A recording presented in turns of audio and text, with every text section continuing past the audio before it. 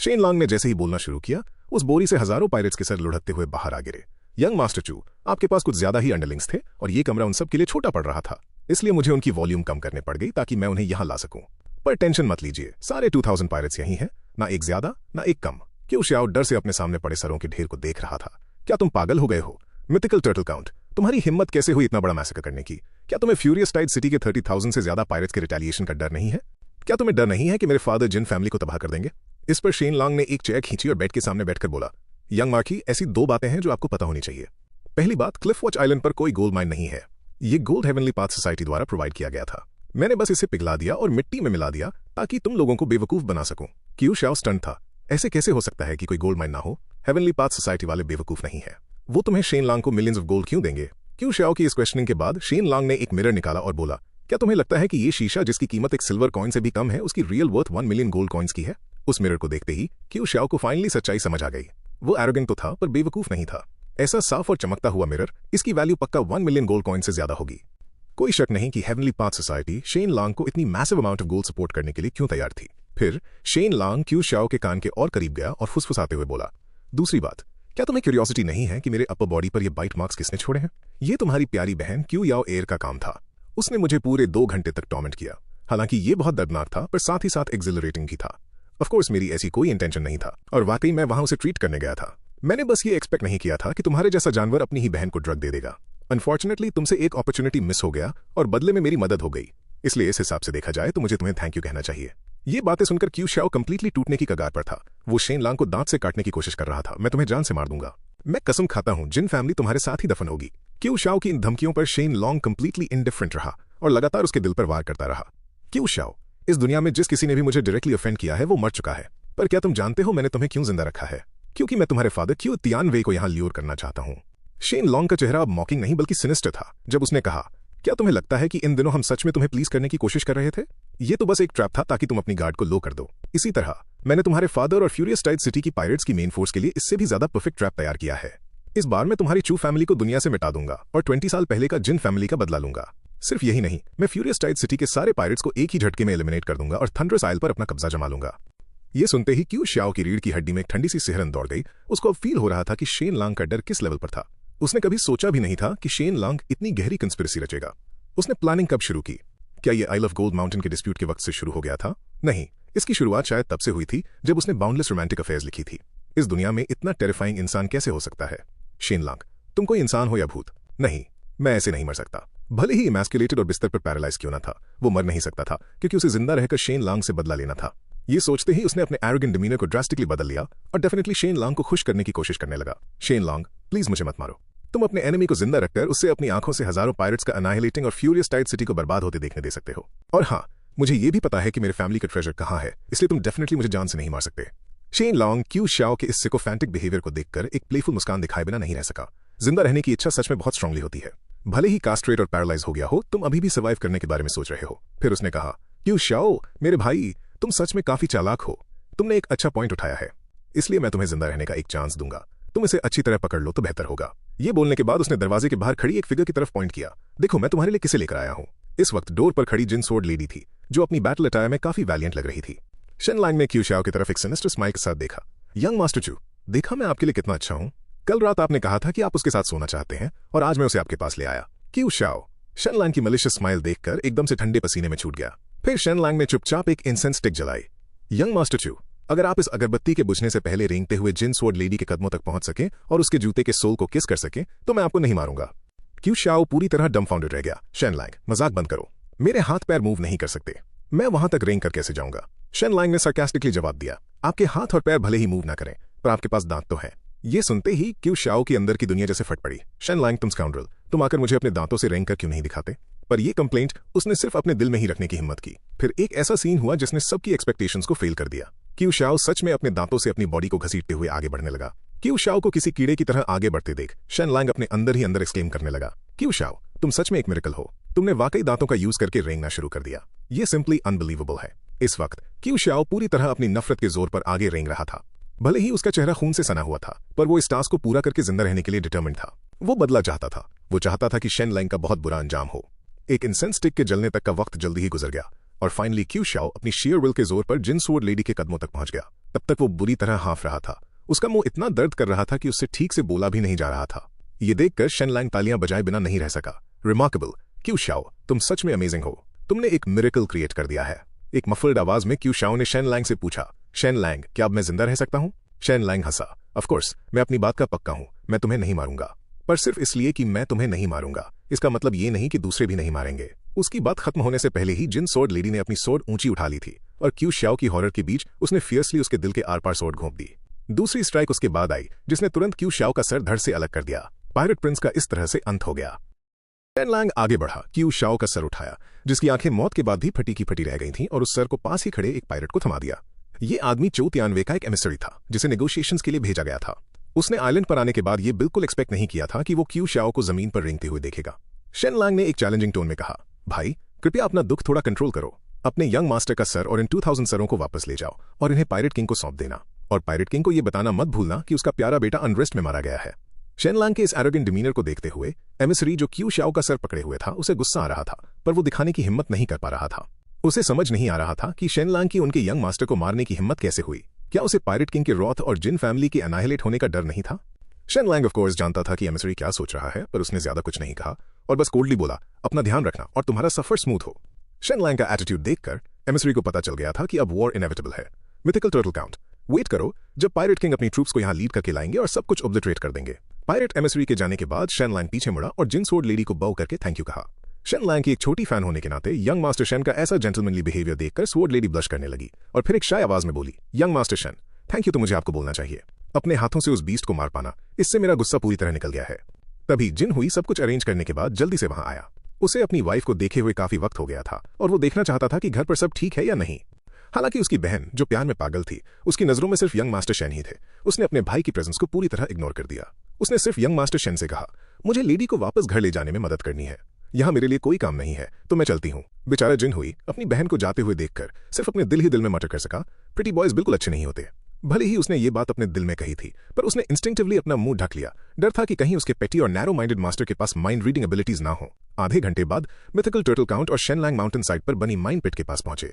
जब Q Shao ने पहली बार इस पिट को देखा था, उसे लगा था कि ये गोल्ड निकालने के लिए खोदी गई है, पर उसे नहीं पता था कि ये शेन लैंग का चू तियानवे के लिए फाइनल ट्रैप था। इस लगभग पूरे हो चुके ग्रैंड प्रोजेक्ट को देखते हुए शेन लैंग ने धीरे से कहा, मेरे प्यारे father in law, new year बिल्कुल करीब आ गया है। मिथिकल टर्टल काउंट ने भी आए भरते हुए कहा, हाँ 3 दिन में न्यू ईयर आ जाएगा। पास्ट में मुझे स्प्रिंग फेस्टिवल से सबसे ज्यादा डर लगता था, क्योंकि हम नोबल्स हैं तो हर फेस्टिवल पर एक्सट्रावेगेंट स्पेंडिंग करनी पड़ती थी। अगर तुम ऐसा नहीं करते तो लोग तुम्हारी पीठ पीछे बातें करेंगे, कहेंगे कि जिन फैमिली स्टिंगी हो गई है, जो ऑब्वियसली हमारी फैमिली के डिक्लाइन का साइन होगा। शेन लैंग अपने फादर इन लॉ की सिचुएशन को अच्छी तरह समझ रहा था। कई बार कंट्री जिस चीज पर एम्फेसिस करती है वो मोराल होता है। रॉयल फैमिली और उसके नीचे के नोबल्स भी ऐसे ही होते हैं। ये मॉडर्न सोसाइटी की कंपनीज की तरह है, जहां फेस और अपीयरेंसेस मायने रखती हैं। फिर मिथिकल टर्टल काउंट ने आगे कहा, इस साल हालांकि हमें अपीयरेंसेस मेंटेन करने की जरूरत नहीं है, पर यह बड़े अफसोस की बात है कि हमारी फैमिली एक साथ रीयूनाइट नहीं हो पाएगी। शेन लैंग, तुम वापस मिलने क्यों नहीं जाते? अपने पेरेंट्स, अपनी मदर इन लॉ और मुलान के साथ न्यू ईयर्स ईव का डिनर क्यों नहीं करते? शेन लैंग ने इनकार में अपना सर हिलाया, नहीं फादर इन लॉ, हम इस साल सेलिब्रेट नहीं कर सकते और हमारे एनिमीज भी नहीं कर सकते। सबसे क्रिटिकल मोमेंट हमारे सामने है। हम केयरलेस होने या कोई भी मिस्टेक्स करने का रिस्क नहीं ले सकते।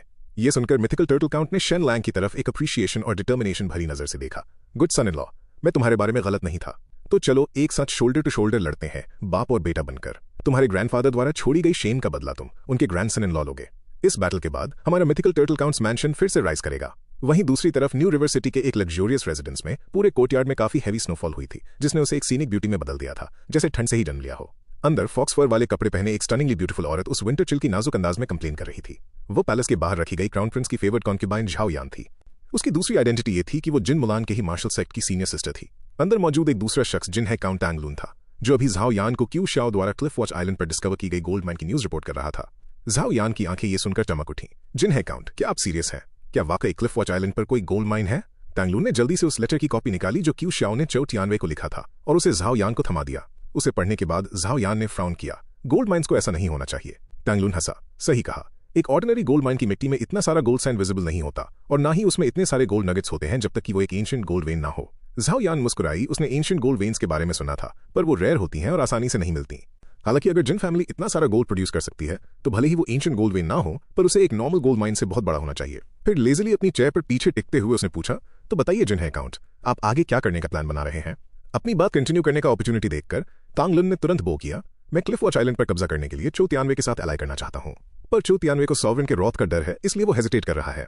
Currently crown Prince state affairs में सॉवरेन को असिस्ट कर रहे हैं, जो कि एक बहुत ही आर्ड्यूअस टास्क है। मेरे दिल में क्राउन प्रिंस के लिए अटमोस्ट एडमिरेशन है, इसलिए मैं क्लिफ वॉच आइलैंड पर कब्जा करने के बाद गोल्ड माइन की यील्ड का 25% हर साल क्राउन प्रिंस को ऑफर करना चाहता हूं। झाओ यान अभी भी थोड़ी डाउटफुल लग रही थी, आगे बोली, क्या एक पायरेट को यू किंगडम की टेरिटरी पर हमेशा के लिए कब्जा करने देना सॉवरेन की अथॉरिटी को डिमिनिश नहीं करेगा?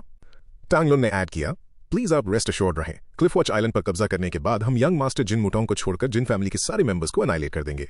उस वक्त जिन मुटोंग नया मिथिकल टर्टल काउंट बन जाएगा, फिर हम उसकी शादी अरेंज करवा देंगे। ये सुनकर झाओ यान मुस्कुराई, तो आप अपनी बेटी की शादी जिन मुटोंग से करवाने का प्लान बना रहे हैं और अपने बेटे की शादी क्यू याओ एयर से। इस तरह से मिथिकल टर्टल काउंट्स मैंशन की हर चीज आप दोनों फैमिलीज की प्राइवेट प्रॉपर्टी बन जाएगी, है ना? जिन है काउंट ने डायरेक्टली आंसर नहीं दिया, बल्कि डीपली बो करते हुए बोला, मैं हमेशा क्राउन प्रिंस का एक फॉलोअर हूं और चो तियानवे भी क्राउन प्रिंस को हाई रिगार्ड देते हैं। किसी भी वक्त मैं हमेशा क्राउन प्रिंस के साथ खड़ा रहूंगा। झाओ यान ऐसी फ्लैटरी पहले भी कई बार सुन चुकी थी, इसलिए उसने इस बात को ज्यादा सीरियसली नहीं लिया और खड़े होकर पूछा, तो आप कितने ट्रूप्स डिप्लॉय करने का प्लान बना रहे हैं? तांगलुन ने रिप्लाई किया, दोनों फैमिलीज की एलाइड फोर्सेज लगभग 30,000 होनी चाहिए। झाओ यान ने यह सुनकर अपनी ग्रीड को और नहीं छुपाया, डायरेक्टली कहते हुए, सक्सेस मिलने के बाद आइलैंड से 30,000 पाउंड गोल्ड डायरेक्टली मेरे पास ट्रांसपोर्ट करवा देना। तांगलुन इंटरनली स्टार्टल्ड गया, आइलैंड की रिजर्व्स लगभग 50,000 पाउंड गोल्ड के ही हैं। इस औरत की एपेटाइट सच में एक शेर जैसी है। भले ही वो अनविलिंग था, पर उसकी अपने चेहरे पर यह दिखाने की हिम्मत नहीं थी और उसने चुपचाप रिस्पेक्टफुली झाओ यान की टर्म्स को अग्री कर लिया। फिर उसने पूछा, और जिन मुलान का क्या? आप उसे जिंदा चाहती हैं या मुर्दा? जिन मुलान का जिक्र आते ही झाओ यान के चेहरे पर एक मिलिशियस एक्सप्रेशन आ गया। क्राउन प्रिंस उसे चाहते हैं तो उसे जिंदा ही रहना होगा, पर याद रखना, जब वक्त आए तो उसकी मार्शल आर्ट्स को क्रिपल कर देना, उसके मेरिडियंस काट देना, ताकि वो बस मूव कर सके और चीख सके।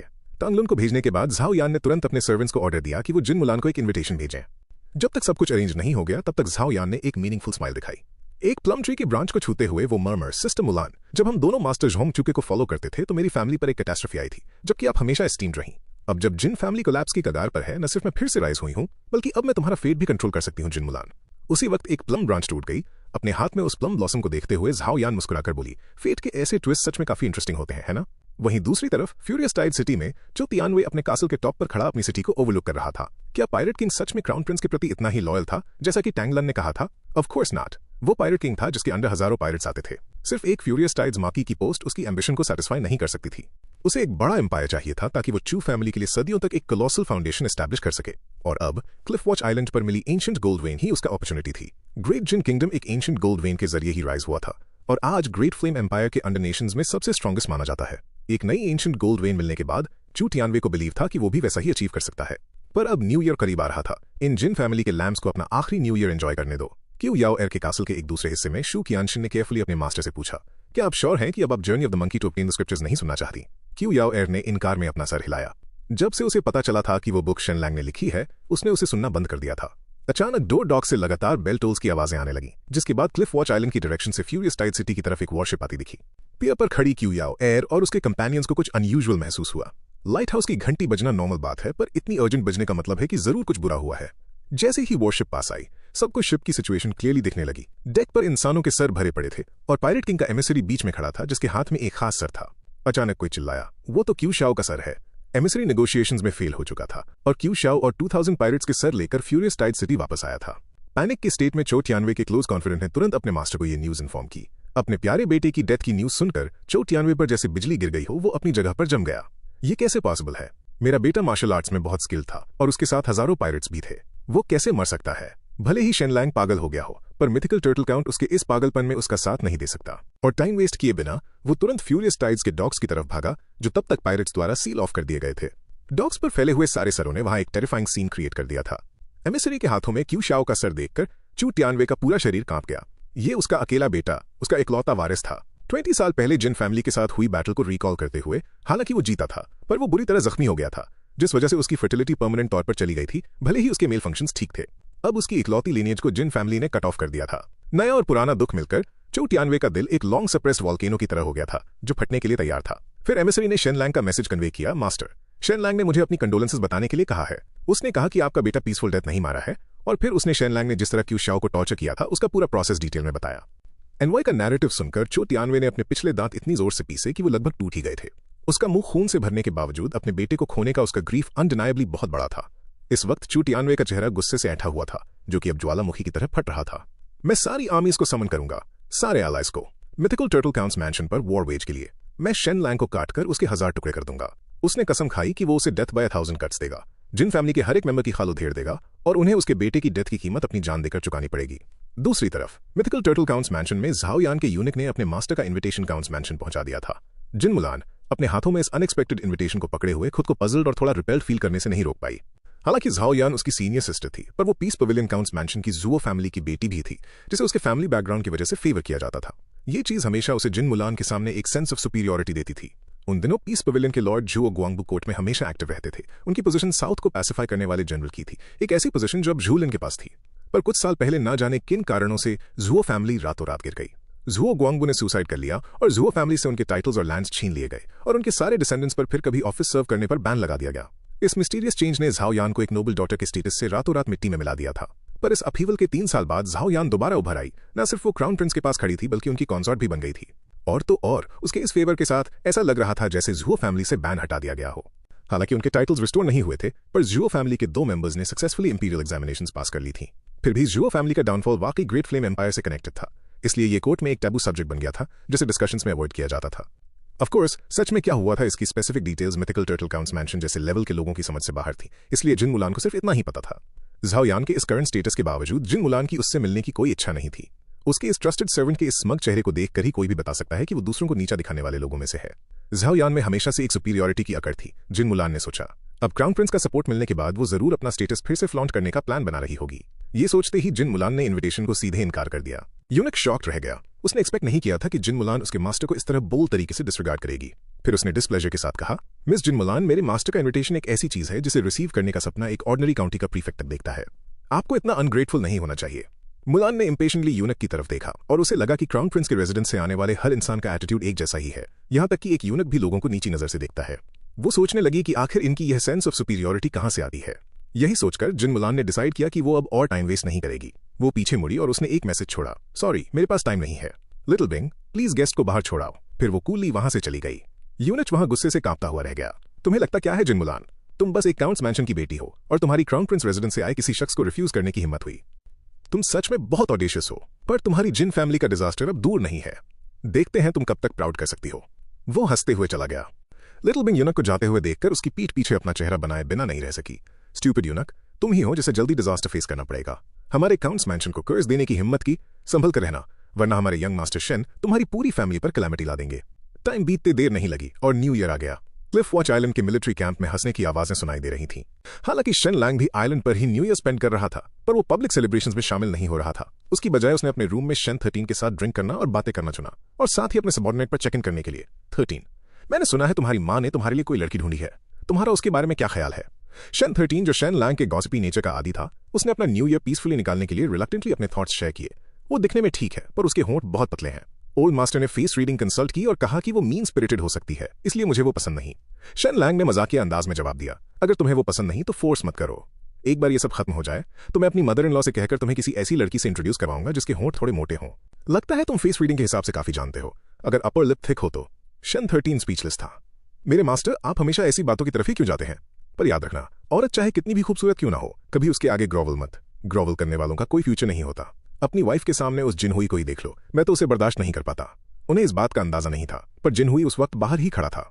वो स्टार्टिंग में शेन लैंग को टोस्ट ऑफर करने आया था, पर अपने मास्टर को उसकी बुराई करते हुए सुनकर उसकी अंदर आने की हिम्मत नहीं हुई। वो शेन लैंग को ये नहीं बताना चाहता था कि उसने ये गॉसिप सुन ली है, वरना उससे रिजेंट किया जाएगा। रूम के अंदर शेन 13 अभी भी चुपचाप अपने मास्टर की दारू पीने के बाद वाली बकवास सह रहा था। उसे समझ नहीं आ रहा था कि इतना वाइज और ब्रिलियंट इंसान नशे में अचानक इतना गॉसिप माइंडेड और वल्गर कैसे हो सकता है। थोड़ी देर बाद जिनहुई जल्दी में होने का नाटक करते हुए वाइन का एक जग लेकर अंदर आया। यंग मास्टर शेन, मैं आपको एक टोस्ट ऑफर करने आया हूँ। शेन लैंग ने उसकी तरफ देखा और पूछा, जिनहुई, तुमने अभी मुझे तुम्हारी बुराई करते हुए तो नहीं सुना है ना? जिनहुई ने तुरंत जवाब दिया, यंग मास्टर शेन तो वर्च्यू के पैरागॉन है, आप मेरी पीठ पीछे बुराई कैसे कर सकते हैं? आपका कहा हर एक लफ्ज मेरी लाइफ के लिए एक इंकरेजमेंट है। ये सुनकर शेन लैंग मुड़कर शेन 13 की तरफ देखता है। सुना तुमने? इसने मुझे इसकी बुराई करते हुए सुन लिया, वरना ये ऐसे मस्का नहीं लगा रहा होता। ये देखकर जिनहुई का तो खून ही जल गया। मास्टर, क्या आप मुझे शांति से न्यू ईयर भी नहीं मनाने दे सकते? घबराहट में जिनहुई ने जल्दी जल्दी शेन लैंग के लिए अपनी लॉयल्टी एक्सप्रेस की, जिस पर वो बिना कुछ कहे मुस्कुराया और मुड़कर एक बॉक्स बाहर लाया जिसमें परफ्यूम, सोप और शैम्पू था। ये तुम्हारा न्यू ईयर का बोनस है चमचे, ले जाओ और इससे अपनी बीवी को खुश करो। जिनहुई एकदम स्टन रह गया और फिर बहुत डीपली टच हुआ। ये तो वो प्रीमियम आइटम्स हैं जो सिर्फ मैंशन की लेडीज और मैडम को मिलती हैं, जिन्हें पर्सनली यंग मास्टर शेन ने बनाया है। इन्हें पैसों से भी नहीं खरीदा जा सकता।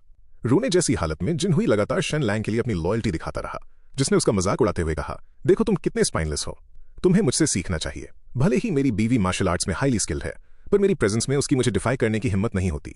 मैं उसे ईस्ट जाने को कहूं तो वो वेस्ट जाने की हिम्मत नहीं करती। अगर मैं उसे डांटूं तो वो पलटकर जवाब नहीं देती। एक औरत को डिसिप्लिन में रहना चाहिए, वरना 3 दिन में ही कलेश शुरू हो जाता है।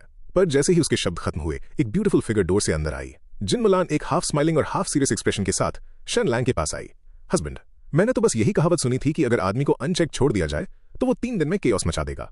ये देखकर जिन हुई और शन 13 ने बिना एक वर्ड कहे चुपचाप अपने फॉर्मिडेबल यंग मास्टर शन को हाथ हिलाया, एक ऐसा एक्सप्रेशन देते हुए जैसे उसको लक विश कर रहे हो, और फिर जल्दी से वहां से पतली गली पकड़ ली। शेन लैंग अपने इन 2 गद्दारों को जाता देख तुरंत एक पिटीफुल सा लुक बनाता है और कहता है, वाइफ, मैंने तुम्हें बहुत मिस किया। हम एग्जैक्ट 74 आवर्स से अलग हैं। मैं तो बस उनके सामने शो ऑफ कर रहा था। अगर तुम गुस्सा हो तो आराम से मुझे मार लो, मैं प्रॉमिस करता हूं कि एक आवाज भी नहीं निकालूंगा। मुलान उसे स्पीचलेसली देखती रही, अपने अंदर सोच रही थी कि इस चालाक आदमी ने कैसे फिगर आउट कर लिया कि वो उसे मारने की हिम्मत नहीं कर पाएगी। इस मौके का फायदा उठाते हुए शेन लैंग ने मुलान को गले लगाया और उसे पैशनेटली किस किया। पिछले कुछ दिनों की सारी लॉन्गिंग और डिजायर को इस किस में पिघलने दिया। इस इंपैशन एम्ब्रेस के बाद मुलान का चेहरा ब्लश करने लगा, पर उसने भी शेन लैंग को मिस किया था, वरना वो न्यू ईयर्स ईव पर कई घंटे ट्रैवल करके इस अनफेथफुल आदमी को देखने थोड़ी आती। अचानक मुलान को शेन लैंग की बॉडी के वूंड्स याद आए, जिस पर शेन लैंग ने उसे अश्योर किया उन पर पहले ही स्कैब्स आ चुकी है, ये कोई बड़ी बात नहीं है। पर मुलान इस चीज को कंटिन्यू ना करने पर एडमेंट थी। फिर भी ये ठीक नहीं है, हमें तब तक वेट करना होगा जब तक कि स्कैब्स पूरी तरह झड़ नहीं जाते, वरना तुम फिर से रोना शुरू कर दोगे। रिलक्टेंटली शेन लैंग को अपनी अर्ज सप्रेस करनी पड़ी और मुलान के सफर से थककर घर वापस लौटने से पहले उसके साथ टेंडर प्रॉक्सिमिटी में आधा घंटा बिताना पड़ा। जैसे ही फायरवर्क्स ने आइलैंड के आसमान को रोशन किया, न्यू ईयर्स ईव का एंड हो गया। अब फर्स्ट लूनर मंथ के चौथे दिन फ्यूरियस टाइड सिटी के सारे पायरेट्स वॉर अलर्ट पर थे। चो तियानवे के मैंशन के अंदर उसका फॉस्टर सन चो शाओ की मौत की खबर सुनकर आइल ऑफ गोल्ड माउंटेन से वापस फ्यूरियस टाइड सिटी आ गया था, ताकि वो क्लिफ वॉच आइलैंड के खिलाफ ट्रूप्स को लीड करने के लिए वॉलंटियर कर सके। चो तियानवे ने चो हाओ का प्रोपोजिशन सुनते ही उसे तुरंत डांट लगाई, क्लिफ वॉच आइलैंड तुम्हारा कंसर्न नहीं है। तुम्हें पता है कि आइल ऑफ गोल्ड माउंटेन, जो आयरन ओर में रिच है, हमारे लिए अटमोस्ट इंपॉर्टेंस रखता है और उसे निग्लेक्ट नहीं किया जा सकता। मेन जनरल होने के नाते तुम अपनी पोस्ट अबैंडन कैसे कर सकते हो? किसी वजह से चो हाओ इस रिवेंज बैटल में हिस्सा लेने की जिद पर अड़ा रहा, क्योंकि उसका चो शाओ के साथ एक ब्रदरली बॉन्ड था। चो हाओ की बगावत को देखकर चो तियानवे को बहुत गुस्सा आया और उसने डांटा, मैं तुम्हें आखिरी बार बता रहा हूं, वापस जाओ, अपने आइल ऑफ गोल्ड माउंटेन को गार्ड करो और अभी वहीं लौट जाओ। ये कहने के बाद वो पलट गया और आगे कोई भी दलील सुनने से इनकार कर दिया। चो तियानवे की डिटर्मिन्ड एटीट्यूड को देखकर चो हाओ के पास और कोई रास्ता नहीं बचा और आंखों में आंसू और एक रिलक्टेंट हार्ट के साथ वो आइल ऑफ गोल्ड माउंटेन लौट गया। अनएक्सपेक्टेडली चो हाओ के कैंप के एक सीक्रेट रूम में कोई पहले से उसका वेट कर रहा था। झांग चुनहुआ की आवाज, जो सॉफ्ट और मॉकिंग दोनों थी, बोली, तुम्हारा एक्सप्रेशन देखकर लग रहा है कि तुम बिना किसी सक्सेस के लौट आए हो। अब तुमने देख लिया, फ्यूरियस टाइड सिटी के लॉर्ड तुम्हें क्लिफ वॉच आइलैंड की बैटल में हिस्सा लेने अलाउ नहीं करते, पर पावर में राइज करने का तुम्हारे पास यही इकलौता चांस है। शायद हम, इससे पहले कि वो अपनी बात पूरी करती, चो हाओ ने बीच में टोका, मिस झांग, मेरे अडॉप्टिव फादर के ऑर्डर्स क्लियर थे कि मुझे आइल ऑफ गोल्ड माउंटेन को गार्ड करना है। अगर मैं उन्हें डिसोबे करता हूं और कोई गलत मूव लेता हूं तो ये कैटास्ट्रॉफिक होगा। हर कोई जानता है कि जिन फैमिली की main forces Cliff Watch island को डिफेंड कर रही हैं, और फिर भी तुम मुझे कह रही हो कि शेन लैंग का टारगेट फ्यूरियस टाइड सिटी है। मैं इस पर कैसे यकीन कर लूं? झांग चुनहुआ ने उसकी तरफ देखा और स्माइल की। अगर मैं तुम्हारे पास आई हूं तो मैं अपनी इन्फॉर्मेशन को लेकर एब्सोल्युटली सर्टेन हूं। मैं जो अपॉर्चुनिटी तुम्हारे लिए लाई हूं उस पर बिलीव करना ना करना तुम्हारा डिसीजन है। अगर ये सक्सीड होता है तो तुम फ्यूचर फ्यूरियस टाइड्स माकी होगे। ये न सिर्फ मेरे फादर का प्रॉमिस है, बल्कि गवर्नर जू रोंग का भी। अगर तुम अभी मुझ पर यकीन नहीं करते तो जब सिचुएशन क्लियर हो जाएगी तब यकीन कर लेना, पर मैं फिर भी तुम्हें एडवाइस करूंगी, जनरल हमेशा तैयार रहना अच्छा होता है। वक्त बीता और पहले महीने का 13th दिन आ चुका था। मिथिकल टर्टल काउंट्स मैंशन के 200 नॉर्थ में एक हाउस पर मिलिट्री अटायर में ड्रेस्ड प्रीफेक्ट झांग एक मैप के सामने खड़े होकर बैटल के स्ट्रेटेजिक प्लान को एनालाइज कर रहे थे। जब उन्होंने मेंशन किया Cliff Watch Island Shen Lang का बिछाया हुआ एक ट्रैप है जिसका असली निशाना फ्यूरियस टाइड सिटी है, तो वहां मौजूद 5 जनरल शॉक हो गए। उन्हें यकीन नहीं हो रहा था कि शेन लैंग, एक मामूली son in law, mythical turtle count को चो तियानवे को टारगेट करने वाले इतने बड़े ट्रैप में इतनी ह्यूज कॉस्ट इन्वेस्ट करने के लिए कैसे हिला सकता है। वो उसकी एम्बिशन से और भी ज्यादा एस्टोनिश थे कि वो अपनी खुद की स्ट्रेंथ पर फ्यूरियस टाइड सिटी को टेक डाउन करना चाहता था। झांग चोंग ने आगे कहा, इस बार मिथिकल टर्टल काउंट जरूर अपने सारे elite soldiers Furious Tide City भेजेंगे और शेन लैंग का प्लान चो तियानवे को भी प्रोवोक करेगा कि वो एक मैसिव आर्मी लीड करके क्लिफ वॉच आइलैंड पर अटैक करे। उस वक्त चो यावेर की कमान में सिटी की डिफेंस 3000 ट्रूप से ज्यादा नहीं होगी। शेन लैंग और चो यावेर के बीच एक फियर्स बैटल होना इनएविटेबल है। हालांकि चो यावेर की डिफेंस होते हुए कोई भी मेन कैसल को ब्रीच नहीं कर सकता, पर मुझे यकीन है कि शेन लैंग की इंटेलिजेंस के साथ उसने पहले से ही चो यावेर की वीकनेस पिन पॉइंट कर ली होगी और सब कुछ प्रिपेयर करके फेटल ब्लो डिलीवर करने का वेट कर रहा होगा। एक बार जिन फैमिली फ्यूरियस टाइड सिटी को टेक डाउन कर ले, न्यू रिवर की नई पॉलिसी पूरी तरह फेल हो जाएगी, जिससे उन्हें क्राइसिस के बीच वापस राइज करने का मौका मिल जाएगा। अगर घोंसला पलट गया तो हम में से कोई नहीं बचेगा, पर यह एक once in a lifetime opportunity भी है हमारे लिए उस मैंटिस की तरह बनने का चांस जो सिकाडा को पकड़ने में लगा है, इस बात से बेखबर कि उसके पीछे ओरियल बैठा है। तुम हजारों एलीट ट्रूप्स पहले डिस्पर्स होगे और पायरेट फोर्सेस को सपोर्ट करने के भेस में गोल्ड माउंटेन आइलैंड की तरफ जाओगे और फिर फ्यूरियस टाइड सिटी की तरफ आगे बढ़ोगे। फिर हम जिन और चू फैमिलीज दोनों को अनाइलेट कर देंगे, ईस्टर्न सीज में पीस रिस्टोर करेंगे और अपने सॉवरेन के लिए थंडरस आइल पर कब्जा कर लेंगे। वो दिन जब आप सबको ऑनर और प्रमोशन मिलेगा अब ज्यादा दूर नहीं है। झांग चोंग के इन वर्ड से मोराल बूस्ट होने के बाद उन जनरल्स ने इंपेंडिंग विक्ट्री को सिंबलाइज करने वाली वाइन पीने के लिए अपने बोल्स उठाए और फिर डिटर्मिनेशन के साथ उन्हें जमीन पर पटक कर तोड़ दिया। जनरल्स, बैटल की तैयारी शुरू करो। कुछ पल बाद झांग चोंग की लीडरशिप में जनरल्स मिलिट्री ट्रेनिंग ग्राउंड के व्यूइंग प्लेटफॉर्म पर गए, नीचे खड़ी न्यू रिवर काउंटी की 6000 एलीट ट्रूप्स को देखते हुए। बाहर की फ्रीजिंग कंडीशंस के बावजूद ट्रूप्स फुली आर्मर्ड होकर खामोशी से खड़ी थीं। फिर झांग चोंग ने कमांड दिया, सभी जनरल्स अपनी शिप्स पर जाओ, सेट सेल। 2 घंटे बाद 20 warships Isle of Gold Mountain की तरफ रवाना हो गईं। उन्हें जल्दी से चौहाओ के साथ कोऑर्डिनेट करना था और फिर उस आइलैंड पर अपने आउटफिट्स बदलकर चौहाओ की आर्मी के नाम पर फ्यूरियस टाइड सिटी की तरफ आगे बढ़ना था। दूसरी तरफ शेन लैंग भी अपनी चाल चल रहा था। वो मिथिकल टर्टल काउंट्स मैंशन के सारे मास्टर्स को एक इनकंस्पिक्यूअस कार्गो शिप पर फ्यूरियस टाइड सिटी की तरफ ले जा रहा था। अपने प्लान को चुपके से एग्जीक्यूट करने के लिए पिछले 1.5 महीने में वो पहले ही कार्गो शिप्स का यूज करके बैचेस में 2000 से ज्यादा एलीट ट्रूप्स को फ्यूरियस टाइड सिटी पहुंचा चुका था और उन्हें अलग अलग स्ट्रेटेजिक लोकेशंस पर पोजीशन कर दिया था। जिन हुई ने शेन लैंग के पास आकर पूछा, यंग मास्टर शेन, काउंट को 2000 नए रिक्रूट्स के साथ चौ तियानवे के 30,000 ट्रूप्स के खिलाफ क्लिफ वॉच आइलैंड डिफेंड करने के लिए अकेला छोड़ देने से कोई प्रॉब्लम तो नहीं होगी? शेन लैंग ने कॉन्फिडेंटली रियश्योर किया, टेंशन मत लो, सब ठीक होगा। जब तक मैं यहां हूं उन्हें हेड ऑन कॉन्फ्रंटेशन का मौका ही नहीं मिलेगा। जिन शींग ने भी अपनी फिक्र एक्सप्रेस की, यंग मास्टर शेन, मेरा मकसद आप पर डाउट करना नहीं है, पर फ्यूरियस टाइड सिटी के फोर्ट्रेस पर अटैक करना, जिसे जीतना पहले से ही डिफिकल्ट है। और अब जब चौयावर इंचार्ज है तब 20,000 एलीट ट्रूप्स के साथ भी ये आसान नहीं होगा। अब जब हमारे सारे एलीट ट्रूप्स और मास्टर्स यहां हैं तो फेलियर का मतलब मिथिकल टर्टल काउंट्स मैंशन का कंप्लीटली खत्म होना होगा। इससे पहले कि शेन लैंग जवाब देता, डिवाइन हीलर आंजाइशी आगे आया। यंग मास्टर शेन, जिस शख्स को आपने बुलाया था वो यहां है। आंजाइशी की बात सुनकर शेन लैंग ने तुरंत जिन हुई और जिन शींग को साइड हटने का ऑर्डर दिया। थोड़ी देर बाद ब्लैक क्लोक पहने एक शख्स शेन लैंग के पास आया और उसने रिपोर्ट की, यंग मास्टर शेन, चौयावर को पॉइजन देने के पीछे कौन है, इस पर मैंने इन्वेस्टिगेशन पूरी कर ली है। जैसा आपको डाउट था ये वही था। शेन लैंग को रिपोर्ट करने वाला ये शख्स और कोई नहीं बल्कि एन ज़ाइटिन था, चोटियानवे का एल्केमिस्ट, जो कि एन ज़ाइशी का बड़ा भाई भी है। 20 साल पहले हुई बैटल में उनके फादर की डेथ चोटियानवे के हाथों हुई थी। एन ज़ाइटिन ने अपनी बात कंटिन्यू की, यंग मास्टर शेन ने मुझे जो तैयारियां करने को दी थी वो सब सेट है। बदकिस्मती से भले ही मैं 1 डेकेड से चोटियानवे की साइड पर अंडर कवर हूं, पर मुझे अपने फादर का बदला लेने का मौका कभी नहीं मिला और ना ही मैं उसके ट्रस्टेड इनसाइडर्स में शामिल हो पाया हूं, इसलिए शायद मैं आपकी इतनी ज्यादा मदद ना कर पाऊं।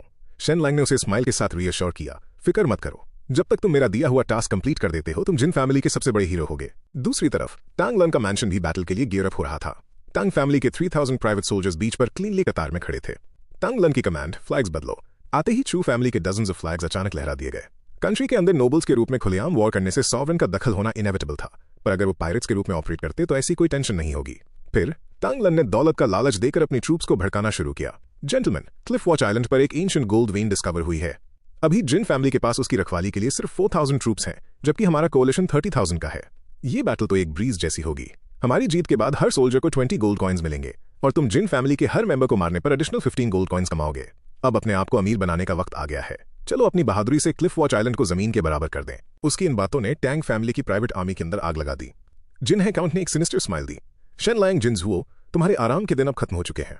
बस टैंग फैमिली के तुम्हारे पूरे खानदान को तबाह करने का इंतजार करो। टैंग फैमिली के सबसे बड़े बेटे टैन जोंग की लीडरशिप में ये सोल्जर्स ईस्टर्न सीज की तरफ जाएंगे ताकि चोटियानवे की पायरेट आर्माडा से मिल सकें और एक साथ क्लिफ वॉच आइलैंड की तरफ आगे बढ़ें। वहीं दूसरी तरफ फ्यूरियस टाइड सिटी के कोस्ट पर चू फैमिली के फ्लैग्स लहराती हुई सैकड़ों pirate ships Furious Tide City के पोर्ट पर इकट्ठी हो चुकी थीं। ये नजारा ऐसा लग रहा था जैसे खत्म ही नहीं होगा। डॉक के हाई प्लेटफॉर्म पर खड़े होकर इस मैसिव फ्लीट को ऑब्जर्व करते हुए चोटियानवे बहुत प्राउड फील कर रहा था। ये नजारा 20 साल पहले जिन यू काउंट के अगेंस्ट हुई उस बैटल से कहीं ज्यादा बड़ा है। उस वक्त मेरी कमांड में बस 5000 पायरेट्स थे, पर अब मैं अपने हाथ के एक इशारे से 30,000 की आर्मी को बुला सकता हूं। एक बार हम क्लिफ वॉच आइलैंड ले लें तो चू फैमिली का दबदबा वाकई में एक ऐसी लेगेसी बन जाएगी जो सैकड़ों अगर हजारों नहीं तो सालों तक टिकेगी। अफसोस बस इतना है कि मेरा बेचारा बेटा चू शाओ उस ग्लोरियस मोमेंट को नहीं देख पाएगा। पर खुशकिस्मती से मेरा एल्केमिस्ट एनजेशन, मुझे नहीं पता वो दवाई कहां से लाया, पर उसकी वजह से मैं अपना दमखम दोबारा दिखा पाया और मेरे साथ वाली एक औरत प्रेग्नेंट हो गई।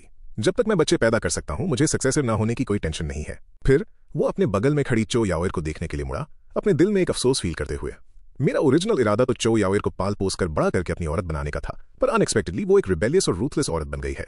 वरना मेरे और इसके पैदा किए हुए बच्चों से हमारे पास पक्का एक डोमिनेटिंग किंग या लॉर्ड होता। मायूसी छोड़कर चो तियानवे ने खुद को चीयरअप किया और जोर से चिल्लाया, सारे चेस्ट्स खोल दो। उसके बोलते ही वहां मौजूद सारे पायरेट्स के सामने चमकते हुए सोने के सिक्कों से भरे चेस्ट्स एक के बाद एक खोल दिए गए। भाइयों, यहां तुम सबके लिए 350,000 गोल्ड कॉइन्स का स्टार्टिंग फंड है। आज हम पुराना सिस्टम तोड़ देंगे और इसे अभी यहाँ सब में बांट देंगे। ये बात सुनते ही सारे पायरेट्स पूरी तरह जोश में आ गए। फिर चो टियानवे ने उन पायरेट्स की लालच को भड़काना कंटिन्यू रखा। भाइयों, ये तो बस एक एपेटाइजर है। क्लिफ वॉच आइलैंड पर 100,000 पाउंड गोल्ड है, जिस इन्फॉर्मेशन की कीमत मेरे बेटे चो शाओ ने अपनी जान देकर चुकाई है। पर वो जिन फैमिली, हमारे हारे हुए दुश्मन, इस गोल्ड को डिजर्व नहीं करते। ये हमारे पायरेट क्लैन का होना चाहिए। भाइयों, अपनी तलवारें उठाओ, क्लिफ वॉच आइलैंड को जीत लो, जिन फैमिली के सारे मर्दों को मार दो, उनकी औरतों को ले लो और उस गोल्ड पर वापस कब्जा करो जो हक से हमारा है। उसकी बातें खत्म होते ही वो पायरेट्स, जो पहले से ही क्लिफ वॉच आइलैंड के गोल्ड के लालच में थे, और भी ज्यादा एनर्जेटिक हो गए और वहां बैटल क्राइज गूंजने लगी। मौका बिल्कुल सही देखकर चो टियानवे ने एक चिल्लाकर ऑर्डर दिया, सारे पायरेट्स अपनी पोजीशंस पर जाओ, निकलो। देखते ही देखते 100 से ज्यादा वॉरशिप्स बड़ी बोल्डनेस के साथ क्लिफ वॉच आइलैंड की तरफ निकल गईं। डॉक पर खड़ी चो याओर इस नजारे को गुस्से से देख रही थी। उसके लिए ये पायरेट सिवाय कचरे के और कुछ नहीं थे, पर क्योंकि ये उसके अडॉप्टिव फादर के आदमी थे, तो उनके लाइफ सेविंग एहसान और परवरिश की खातिर वो इन्हें मार नहीं सकती थी। अगर ऐसी बात ना होती तो वो कब की अपने 2000 डायरेक्ट सबऑर्डिनेट्स को लेकर कहीं दूर निकल गई होती। इस पल चो टियानवे उसके पास आया और उसने पूछा, याओर, क्या फ्यूरियस टाइड सिटी को मैनेज करने के लिए ये 3000 वॉरियर्स तुम्हारे लिए काफी होंगे? चो याओर ने बिना किसी एक्सप्रेशन के सिर्फ 2 लफ्जों में जवाब दिया, बहुत ज्यादा है। उसका ये एटीट्यूड देखकर चो टियानवे बस ऑकवर्डली हंस पड़ा, ये मानते हुए कि वो बेवजह टेंशन ले रहा था। फिर चो याओर अचानक उससे बोली, अडॉप्टिव फादर, जब आप इस ग्रेट बैटल से जीत कर वापस आएंगे तो मैं यहां से चली जाऊंगी। ये सुनकर चो टियानवे के माथे पर शिकन आई और वो हाथ हिलाता हुआ वहां से मुड़ गया। इस डिस्कशन को मेरे लौटने तक के लिए पोस्टपोन कर देते हैं। वो किसी भी हालत में इस रिक्वेस्ट के लिए अग्री नहीं हो सकता था। भले ही वो चो याओर को पा ना सके, पर वो उसे यहां से जाने की परमिशन तो बिल्कुल नहीं दे सकता था। फिर वो सबसे बड़ी वॉरशिप पर चढ़ गया। क्लिफ वॉच आइलैंड हम आ रहे हैं। फ्यूरियस टाइड सिटी, मेरी शानदार वापसी का वेट करना। चो याओर उन जाती हुई वॉरशिप्स को देखती रही, अपने अडॉप्टिव फादर के इरादे को अच्छी तरह समझते हुए। फिर भी उसने जाने का अपना मन पूरी तरह बना लिया था। इस सोच के साथ वो मुड़ी और अपने सबऑर्डिनेट्स को गवर्नर के मैंशन की तरफ ले गई। वापस आते ही चो याओर ने डिफेंसेस को मजबूत करने के लिए गार्ड्स की अरेंजमेंट शुरू कर दी और ऑर्डर दे दिया कि उसकी परमिशन के बिना कोई भी कासल के अंदर या बाहर नहीं आ जा सकता। किसी अजीब वजह से उसे फीलिंग आ रही थी कि शेन लैंग के पास फ्यूरियस टाइड सिटी के लिए कुछ न कुछ प्लान जरूर है। भले ही चो टियानवे ने शेन लैंग के फ्यूरियस टाइड सिटी पर होने वाले अचानक अटैक को भांपा ना हो, पर एक औरत के तौर पर उसकी इंस्टिंक्ट उसे कन्विंस कर रही थी कि शेन लैंग जरूर आएगा। और इसके ऊपर से आहिस्ता से अपने पेट पर हाथ रखते हुए उसने नोट किया कि उसकी मेंस्ट्रुअल साइकिल इस महीने अभी तक स्टार्ट नहीं हुई है। भले ही वो बच्चा हो, वो यही होप कर रही थी कि शेन लैंग यहां ना आए, पर अगर वो आता तो उसके पास उसे यहीं मरने देने के अलावा और कोई चॉइस नहीं होती। फ्यूरियस टाइड सिटी की सारी डिफेंसेस सेटअप करने के बाद तब तक दोपहर हो चुकी थी। शू कियानशेन, जो चो याओर के साथ थी, ने अचानक पूछा, जनरल, क्या आपको बच्चे पसंद हैं? एकदम अचानक हुए इस सवाल पर चो याओर ने पलटकर पूछा, क्या तुम मेरी मेंस्ट्रुअल साइकिल ऑब्जर्व कर रही हो और नोटिस किया कि इस महीने मुझे ये नहीं आया? उस रात को लगभग 1 महीना हो गया है। क्या तुम्हें भी लगता है कि मैं प्रेग्नेंट हो सकती हूँ? शू कियानशेन ने हड़बड़ी में एक्सप्लेन किया, शेन लैंग ने मेंशन किया था कि आपकी बॉडी में हैवी मेटल्स के हाई लेवल होने की वजह से आपके लिए कंसीव करना डिफिकल्ट होगा। इसके अलावा पिछले ब्लड लेटिंग ट्रीटमेंट के बाद से आपने इसे खुद से 2 बार और किया है, जो आपकी मेंस्ट्रुअल साइकिल पर इफेक्ट डाल सकता है। तो ये नहीं आना एक नॉर्मल बात है। पर जनरल, क्या आपको सच में लगता है कि Shen Lang Furious Tide City पर अटैक करने के लिए ट्रूप्स लाएगा? ये सवाल सुनकर चो याओर ने शू कियानशेन को घूरा और फिर कहा, शेन लैंग आएगा, वो जरूर जिनके एलीट सोल्जर्स को फ्यूरियस टाइड सिटी पर कब्जा करने के लिए लेकर आएगा। शू कियानशेन बिल्कुल शॉक रह गई। जिन फैमिली के पास बस 2000 से थोड़े ज्यादा एलीट वॉरियर्स हैं, ये सोचना कि वो फ्यूरियस टाइड सिटी पर कब्जा कर सकते हैं सिंपली ल्यूडिक्रस है। चो याओर ने उसकी तरफ एक कोल्ड लुक से देखा, तो इसका मतलब उसने सारी उम्मीदें तुम पर टिकी रखी हैं, ये चाहते हुए कि तुम मौका ढूंढकर मुझे पॉइजन दे दो या मेरे लोगों के बीच कलेश मचा दो। क्या ये सच नहीं है? चो याओर का ये एनालिसिस सुनकर शू कियानशेन तो रोने वाली हालत में आ गई और भगवान की कसम खाकर चो याओर को अपनी लॉयल्टी का यकीन दिलाने लगी। पर क्योंकि वो सच में शेन लैंग की भेजी हुई थी, तो उसके पास अपने आप को डिफेंड करने का कोई रास्ता नहीं था। चो याओर आगे बोली, मैं तुम्हें मारूंगी नहीं, पर शक से बचने के लिए मैं तुम्हारे लिए एक रूम रेडी करवा रही हूँ और तुम किसी भी हाल में उस रूम से बाहर नहीं निकलोगी, वरना तुम्हें एग्जीक्यूट कर दिया जाएगा। शू कियानशेन की आगे की किसी भी एक्सप्लेनेशन को सुने बिना चो याओर ने उसे वहां से ले जाने को कहा और हाउस अरेस्ट कर दिया। फिर उसने एन ज़ाइशन को मेडिकल एग्जामिनेशन के लिए अपने पास बुलाने का ऑर्डर दिया। थोड़ी देर बाद एन ज़ाइटियन चो याओर के सामने आया। डॉक्टर, मुझे आजकल अपनी तबीयत थोड़ी ठीक नहीं लग रही, कृपया मुझे एग्जामिन कीजिए। पर जैसे ही एन ज़ाइटियन उसकी पल्स लेने वाला था, उसने बहुत कामली रिक्वेस्ट की, प्लीज चेक कीजिए कि क्या मैं प्रेग्नेंट हूँ। शॉक के मारे एन ज़ाइटियन तो जैसे बोलना ही भूल गया। भले ही वो सरप्राइज था, पर उसने खुद को संभाला और सीरियसली उसकी नब्ज चेक की। ये सपने में भी नहीं सोचा था कि जिस इंसान का चक्कर चो याओर के साथ है, वो कोई और नहीं बल्कि उसका असली मास्टर शेन लैंग हो सकता है। कुछ पल बाद एन ज़ाइटियन ने रिस्पेक्टफुली कहा, जनरल, आपकी पल्स बहुत एरैटिक और कॉम्प्लेक्स है। मेरी लिमिटेड मेडिकल नॉलेज के साथ मैं सच में इसका कोई डायग्नोसिस नहीं कर सकता। चो याओर ने सिर हिलाया और ऑर्डर दिया, इस डॉक्टर को ले जाओ और इसे भी शू कियानशेन की तरह कन्फाइन कर दो और किसी भी हाल में ये रूम से बाहर नहीं आना चाहिए। एन ज़ाइटियन बिल्कुल शॉक में था। क्या मेरी आइडेंटिटी एक्सपोज हो गई है? कंफ्यूजन के बावजूद उसने अपना डाउट पूछ लिया, मिस, ऐसा क्यों? चो याओर को एन ज़ाइटियन की ट्रू आइडेंटिटी के बारे में कुछ नहीं पता था। उसे बस इतना सेंस हो गया था कि क्लिफ वॉच आइलैंड पर कोई सोने की खान नहीं है, पर फिर भी ये डॉक्टर उसके अडॉप्टिव फादर को पर्सुएड कर रहा था कि वहां एक एंशिएंट गोल्ड वेन है, इसलिए उसको शक हुआ। चो याओर बोली, तुम सालों से मेरा इलाज कर रहे हो और पहले कभी तुमने इस तरह डरते हुए बिहेव नहीं किया जैसा आज किया। क्लियरली तुम्हें कुछ पता है, इसी वजह से तुम इतना अबनॉर्मली एक्ट कर रहे हो। इस पॉइंट पर एन ज़ाइचिन अभी भी खुद को डिफेंड करना चाहता था, पर चो याओइर को उसकी बात सुनने में कोई इंटरेस्ट नहीं था और उसने सिंपली उसे हाउस अरेस्ट पर रखने का ऑर्डर दे दिया। जैसे ही रात हुई, आसमान से गिरती हुई स्नोफ्लेक्स ने समुद्र को बिखरे हुए सितारों की तरह सजा दिया। सी पायरेट किंग चू टियानवे के अंडर आने वाले 30,000 पायरेट्स और टैंग फैमिली के 3,000 प्राइवेट सोल्जर्स एक दिन के सफर के बाद आखिरकार क्लिफ वॉच आइलैंड के पास इकट्ठे हो चुके थे। आइलैंड पर जल रही उन स्पोरेडिक लाइट से साफ पता चल रहा था कि आइलैंड के डिफेंडर्स ने आते हुए दुश्मनों को स्पॉट कर लिया है और वो लोग रात भर जागकर अपने डिफेंसेस को फोर्टिफाई करने का काम कर रहे थे। अगले दिन जल्दी सुबह, जबकि बर्फबारी रुकने का नाम ही नहीं ले रही थी, चू टियानवे अपनी शिप के आगे वाले हिस्से पर खड़ा हुआ और कमांड दी, पायरेट आर्मी को लैंडिंग के लिए तैयार करो। हमें आइलैंड पर मौजूद हर एक शख्स को अनाहिलेट करना होगा और क्लिफ वॉच आइलैंड पर कब्जा करना होगा। जैसे ही उसके शब्द गूंजे, शिप्स पर सवार 10,000 पायरेट्स एक बार फिर जोश से फट पड़े, आइलैंड पर रेड मारने और सोने पर कब्जा करने के लिए पूरी तरह बेताब थे। इस वक्त आइलैंड पर मिथिकल टर्टल काउंट की लेड की हुई फोर्सेस देखने में तो हजारों की तादाद में लग रही थीं, पर उनमें से सिर्फ 500 के आसपास ही सच में सर्विस के लिए फिट थे। आखिरकार शन लैंग लगभग सारे एलीट ट्रूप्स को फ्यूरियस टाइड सिटी ले जा चुका था और पीछे सिर्फ उन रिक्रूट्स को छोड़ गया था जिन्होंने अभी अभी ज्वाइन किया था और उन्हें एक्चुअल कॉम्बैट का कोई एक्सपीरियंस नहीं था। जैसे जैसे पायरेट्स पास आते गए, आइलैंड पर मौजूद रिक्रूट्स नर्वस होने लगे। एक वेटरन कैप्टन ने अपने बगल में छलनी की तरह कांपते हुए एक रिक्रूट को देखा और उसका मजाक उड़ाते हुए बोला, कितनी कावर्डली डिसअपॉइंटमेंट है तू, लंबा चौड़ा तो तू है पर हिम्मत तेरे अंदर एक मुर्गी वाली है। ये कहने के बाद उसने एक मुट्ठी बर्फ उठाई और अपने मुंह में ठूंस ली। हालांकि जैसे जैसे वो उसे चबाता गया, टेस्ट उतना ही गलत लगने लगा। ये बर्फ नमकीन क्यों है? ठीक उसी वक्त उस कावर्डली रिक्रूट ने डरते डरते कहा, कैप्टन मैंने अभी वहां पेशाब किया था। ये सुनते ही गुस्से में आग बबूला वेटरन कैप्टन उसे पीटने के लिए खड़ा हो गया, जबकि आसपास के लोग जोर से हंस पड़े, जिसने उस टेंस एटमॉस्फेयर को थोड़ा रिलैक्स कर दिया। मिथिकल टर्टल काउंट ने भी इस मौके का फायदा उठाते हुए रिक्रूट्स को एनकरेज किया, लोंडो डरो मत और पैनिक मत करो। जब तक तुम वो करोगे जो हमने तुम्हें सिखाया है, कोई प्रॉब्लम नहीं होगी। इसके अलावा हमने इन दिनों में दर्जनों बार रिहर्सल की है। इस रियल कॉम्बैट को बस हमारी एक ड्रिल की तरह ही ट्रीट करो। तभी वॉच टावर पर खड़े एक लुकआउट ने चिल्लाकर बताया, दुश्मन आइलैंड से 5 माइल्स 3 माइल्स 2 माइल्स दूर है। फिर भी जब वो बस 1 माइल दूर थे, उन पायरेट से और सब्र नहीं हुआ और वो अपनी शिप से कूद गए, उस बर्फीले समुद्र के पानी में छलांग लगा दी। ढेरों पगलाए हुए पायरेट्स किनारे की तरफ भागते हुए चिल्लाए, भाइयों अटैक। आइलैंड पर मौजूद वो बेशुमार सोना पहले आओ और पहले पाओ की तर्ज पर है। शिप पर खड़े टैनजोंग ने उन पायरेट्स को देखा जिन्हें अपनी जान से ज्यादा खजाने में इंटरेस्ट था। अपने दिल में उनके लिए डिस्डेन फील करते हुए बोला, पागलों की फौज है पूरी, इतनी ठंडी में पानी में कूद कर ठंड से मरने का इनको डर नहीं लगता क्या? ये देखकर मिथिकल टर्टल काउंट ने बेखौफ होकर ट्रूप्स को first line of defence setup करने का ऑर्डर दिया। उसकी कमांड आई, तीर चलाओ। हालांकि रियल कॉम्बैट में इन नौसिखियों की परफॉर्मेंस ने सच में काफी निराश किया। दुश्मन 200 मीटर्स दूर था, पर इन रिक्रूट्स के तीर पहले ही कम पड़ गए, मुश्किल से कुछ दर्जन मीटर्स तक ही गए और उनके पास ही बीच पर गिर गए, जिससे दुश्मन को 0 डैमेज हुआ। कॉम्बैट पावर के इस रद्दी भर दिखावे का पायरेट्स ने तुरंत मजाक उड़ाना शुरू कर दिया, इन कचरे वालों की रेंज तो मेरी धार से भी छोटी है। इस सिचुएशन ने पायरेट्स की रेड मारने की चुल को और भड़का दिया और वो हाथों में मचेटीज लेकर डिफेंस लाइन की तरफ चार्ज करने लगे। पायरेट्स को पास आता देख मिथिकल टर्टल काउंट ने अटैक का सेकंड राउंड ऑर्डर किया। इस बार वो पायरेट्स के बीच सिंगल डिजिट कैजुअल्टीज में कामयाब रहे, पर उनका निशाना इतना खराब था कि किसी भी वाइटल स्पॉट पर मुश्किल से ही हिट हुआ। इन बैटल हार्डन पायरेट्स के लिए ऐसे तीरों के घाव बेसिकली ना के बराबर थे जब तक कि कोई वाइटल स्पॉट हिट ना हो। कुछ पागल पायरेट्स ने तो नंगे हाथों से अपने आर्म से तीरों को निकाल फेंका और खौफनाक चेहरों के साथ सोल्जर्स की डिफेंस लाइन पर चार्ज करना कंटिन्यू रखा। रिक्रूट्स ने ऐसा नजारा पहले कभी नहीं देखा था, तो वो तुरंत टेरिफाइड हो गए। उनमें से एक चिल्लाया, बचाओ भागो, और पीठ दिखाकर पीछे की तरफ भागने लगा। बाकी बचे रिक्रूट्स भी होश आने पर पीछे की तरफ भागने लगे। ये देखकर मिथिकल टर्टल काउंट गुस्से में पागल हो गया और अपनी ग्रेट स्वॉर्ड निकालते हुए दहाड़ा, तुम में से किसी को भी पीछे हटने की परमिशन नहीं है, भागने वालों को यहीं मौत के घाट उतार दिया जाएगा। ये कहते ही उसने अपने पास खड़े 2 लोगों को सीधा मार डाला। ऑफ कोर्स ये असली सोल्जर्स नहीं थे। ये सब करने का रीजन सिर्फ इस नाटक को और ज्यादा कन्विंसिंग बनाना था, ताकि पायरेट्स को लगे कि मिथिकल टर्टल काउंट्स मैंशन के सोल्जर्स कायर थे और मौत से डरते थे। फिर मिथिकल टर्टल काउंट ने चेहरे पर आनाकानी का लुक लाते हुए पीछे आते हुए पायरेट्स को देखा और अपना हाथ हिलाकर चिल्लाया, पीछे माइंस की तरफ चलो, हमें किसी भी कीमत पर उस गोल को डिफेंड करना होगा।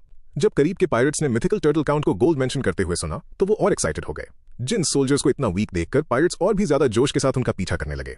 हालांकि इस पूरे सेटअप ने एक ऊंची जगह से ये सब देख रहे चू टियानवे के दिमाग में शक पैदा कर दिया। फिर उसने टैनजोंग से पूछा, क्या जिन के सोल्जर्स सच में इतने फीबल हैं? टैनजोंग भी पजल था। आइल ऑफ गोल्ड माउंटेन की उस टक्कर के बाद जिन के सोल्जर्स को हमारी टैंग फैमिली के ट्रूप से भी ज्यादा स्ट्रांग होना चाहिए था। इस बात ने चो टियानवे के शक को और गहरा कर दिया। अगर वो टैंग फैमिली से ज्यादा स्ट्रांग है, तो जरा सा टच करते ही वो कोलैप्स क्यों कर गए? क्या इसमें कोई चालाकी छुपी है? ठीक उसी वक्त मिथिकल टर्टल काउंट ने भी अपनी स्ट्रैटेजी चेंज कर ली। वो अचानक दहाड़ा, मेन फोर्स के पीछे हटने को कवर करने के लिए 500 आदमी मेरे साथ यहीं रुको। जैसे ही उसकी आवाज गूंजी, जिनके 500 एलीट सोल्जर्स ने तुरंत एक आयरन डिफेंस लाइन फॉर्म कर ली और उनका मोराल पूरी तरह चार्ज था। पिछली बार की तरह नहीं, इस बार बो स्ट्रिंग्स की गूंजती हुई आवाज के साथ निकला हर एक तीर बेहद फियर्स था और मुश्किल से ही कोई निशाना चुका होगा। उनकी मूवमेंट्स एकदम फ्लूइड थी, बस 3 सेकंड्स के अंदर तीर निकालते और फायर कर देते। भले ही वहां सिर्फ 500 एलीट्स थे, पर वो पहले वाले हजारों रिक्रूट से कहीं ज्यादा इफेक्टिव थे। ये थी जिनकी एलीट फोर्स की असली ताकत। देखते ही देखते बस 10 मिनट से थोड़े ज्यादा वक्त में बीच पर मौजूद पायरेट्स को भारी नुकसान उठाना पड़ा और सैकड़ों की तादाद में लाशें गिर गईं। ये पावरफुल सीन चो तियानवे ने भी पूरी तरह से देखा। एक हैवी एरो शूट करने में बस 1 सांस का वक्त और 10 सांसों में तुमने मेरे सैकड़ों आदमी मार दिए। पर उससे क्या, मेरे पास 10,000 पायरेट्स हैं। रेंज कॉम्बैट में शायद तुम्हारा पलड़ा भारी हो, पर क्या तुम क्लोज कॉम्बैट हैंडल कर पाओगे? आखिरकार हजारों पायरेट्स की पहली वेव ने डिफेंस लाइन को तोड़ दिया और उन 500 एलीट वॉरियर्स ने नीटली डिफेंस के लिए अपनी तलवारें निकाल ली। फिर अटैक की एक जोरदार आवाज के साथ क्लिफ वॉच आइलैंड की बैटल ऑफिशियली शुरू हो गई। हालांकि जब पायरेट्स ने अपनी पहली तलवार घुमाई तो उन्हें तुरंत जिन के इक्विपमेंट की स्ट्रेंथ का अंदाजा हो गया। टकराते ही पायरेट्स की तलवारें टूट गईं और उनकी स्ट्राइक्स ने आर्मर पर बस निशान ही छोड़े, जिसने पायरेट्स के उस ग्रुप को शॉक करके रख दिया। फिर भी अपने शुरुआती शॉक के बाद सारे पायरेट्स के चेहरे फिर से फियर्स हो गए और उन्होंने कलेक्टिव होकर अपना पूरा जोर जिन के वॉरियर्स पर स्ट्राइक करने में लगा दिया, ये सोचते हुए कि फोर्स जितनी स्ट्रांग होगी जरूर वहां उतना ही ज्यादा गोल्ड गार्ड किया जा रहा होगा। चो तियानवे ये सब देखकर हैरान हुए बिना नहीं रह सका। कौन सोच सकता था कि सिर्फ अपनी एडवांटेजेस पोजीशन के दम पर 500 सोल्जर्स 2000 पायरेट्स का अटैक झेल लेंगे। जिन की एलीट फोर्स वाकई में फॉर्मिडेबल है। इस वक्त टैन जोंग ने कहा, यह है जिन के सोल्जर्स की असली ताकत। मिथिकल टर्टल काउंट ने कुछ ज्यादा ही जल्दी एक्सपैंड किया और बहुत सारे नए ट्रूप्स रिक्रूट कर लिए जो एक्चुअल कॉम्बैट में न सिर्फ यूजलेस हैं बल्कि सब कुछ बर्बाद भी कर सकते हैं। खुशकिस्मती से इस वक्त उसके पास ज्यादा एलीट ट्रूप्स नहीं है, तो उन्हें हराना अभी भी फीजिबल है। दूसरी तरफ अपने 500 एलीट सोल्जर्स को हजारों पायरेट से लड़ते और उन्हें रोके रखते देखकर मिथिकल टर्टल काउंट ने राहत की सांस ली। वाकई असली कॉम्बैट पावर सिर्फ बैटलफील्ड पर ही दिखती है। लगता है एलीट ट्रूप्स पर फोकस करने वाली स्ट्रैटेजी ही सही है, नंबर्स का कोई फायदा नहीं। हालांकि वो 500 एलीट ट्रूप्स चाहे कितने भी खतरनाक क्यों ना हो, उनकी स्ट्रेंथ आखिरकार लिमिटेड ही थी। जैसे जैसे और भी पायरेट्स वहां आते गए, उन्होंने जल्दी ही उन्हें घेर लिया। जिन जोंग ने यह देखकर तुरंत मिथिकल टर्टल काउंट को सिचुएशन रिपोर्ट की, जिसने बिना किसी आनाकानी के अपने प्लान के मुताबिक एक्ट किया और वहां से ब्रेक थ्रू करके माइंस की तरफ रिट्रीट का रास्ता चुना। ऑर्डर मिलते ही उन 400 से ज्यादा एलीट ट्रूप्स ने तुरंत अपनी फॉर्मेशन चेंज की और घेरा तोड़ना शुरू कर दिया। जल्दी ही कुछ दर्जन जाने गंवाने के बाद मिथिकल टर्टल काउंट और उसके सोल्जर्स सक्सेसफुली वहां से निकल गए। दूर से ये देखते हुए टैन जोंग की आंखों में मजाक की झलक थी। 3000 से ज्यादा पायरेट्स के घेरे को 15 मिनट से भी कम वक्त तक रोका गया और फिर कुछ 100 बंदों ने उसे तोड़ दिया। इन पायरेट्स में डिसिप्लिन की कमी है, इसलिए एक रेगुलर आर्मी के सामने चाहे ये कितने भी बहादुर क्यों ना हो, इनका कोई चांस नहीं है। अगर ये मेरी टैंग फैमिली आर्मी होती तो उसे इतनी आसानी से हराया नहीं जा सकता था। चो तियानवे भी अब ये सोचने लगा था। मुझे लगा था कि 20 साल पहले 5000 पायरेट्स के साथ मैंने जो नेवल बैटल जीती थी वो इसलिए थी क्योंकि जिन की आर्मी वीक थी, पर आज की बैटल के बाद मुझे समझ आया कि जिन के सोल्जर्स बस नेवल वॉरफेयर में स्किल्ड नहीं है। क्लिफ वॉच आइलैंड लेने के बाद मुझे अपने पायरेट्स को भी एक रेगुलर आर्मी बनने के लिए प्रॉपर्ली ट्रेन करना होगा। ये सोचते हुए चो तियानवे ने अपनी ग्रेट स्वॉर्ड ऊपर उठाई और चिल्लाया, सारे पायरेट्स रैंक्स दोबारा फॉर्म करो। इस अचानक आई कमांड ने उन पायरेट्स को जो बैटल की गर्मी में पगलाए हुए थे एकदम से रोक दिया, जिस वजह से उनमें से कुछ लोगों में एक्सट्रीम डिससैटिस्फैक्शन फैल गई। क्यों रुकना है, मुझे अभी भी वो गोल्ड लूटना है। उस वक्त अगर टैंग फैमिली के कुछ अंडरकवर वॉरियर्स ने ऑर्डर मेंटेन ना किया होता तो पूरे चांसेस थे कि पायरेट्स आपस में ही गोल्ड के लिए लड़ मरते। फिर भी 30,000 पायरेट्स को रैंक्स में सक्सेसफुली असेंबल होने में 1 घंटे से ज्यादा का वक्त लग गया। अपने पायरेट्स को इस तरह बिना किसी ऑर्डर के डिसऑर्डरली भागते देख चो तियानवे को गुस्सा तो आया, पर अभी फोर्सेस को ट्रेन करने का वक्त नहीं था। जिन फैमिली को खत्म करना और माइन पर कब्जा करना उसकी पहली प्रायोरिटी थी। फिर चो तियानवे चिल्लाया, सभी पायरेट्स मेरी कमांड पर माइन की तरफ मार्च करो और उस खड्डे को घेर लो। पलक झपकते ही 10,000 पायरेट्स नीटली जिन फैमिली के उस आखिरी ट्रैप की तरफ मार्च करने लगे। आधे घंटे बाद पायरेट्स आखिरकार उस माइन तक पहुंच गए। हालांकि वहां उन्होंने जो देखा उसने उन्हें शॉक करके रख दिया। इतना बड़ा और गहरा बॉटमलेस खड्डा उन्होंने पहले कभी नहीं देखा था। भले ही चो तियानवे भी हैरान था, पर उसने अपने दिमाग को शांत किया और नीचे का टेरेन ऑब्जर्व करने आगे बढ़ा।